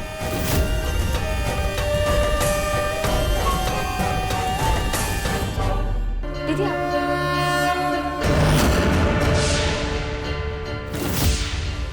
ये तो हाँ, ये वो बालाजी मंदिर है जहाँ मैं हमेशा आती हूँ। पर आपने तो कहा था कि आप भैरव बाबा मंदिर जा रहे हैं।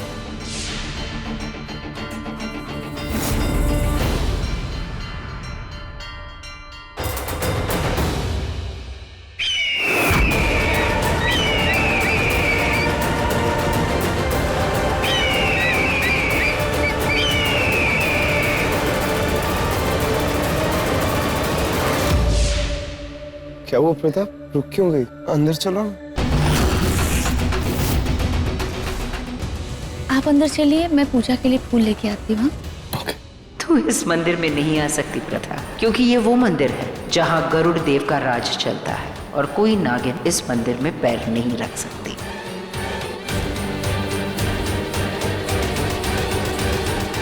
ऋषभ बेटा, आओ चलते हैं।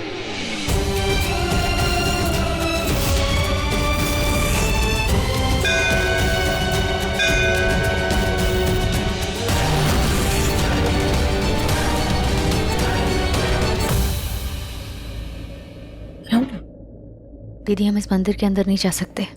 क्यों?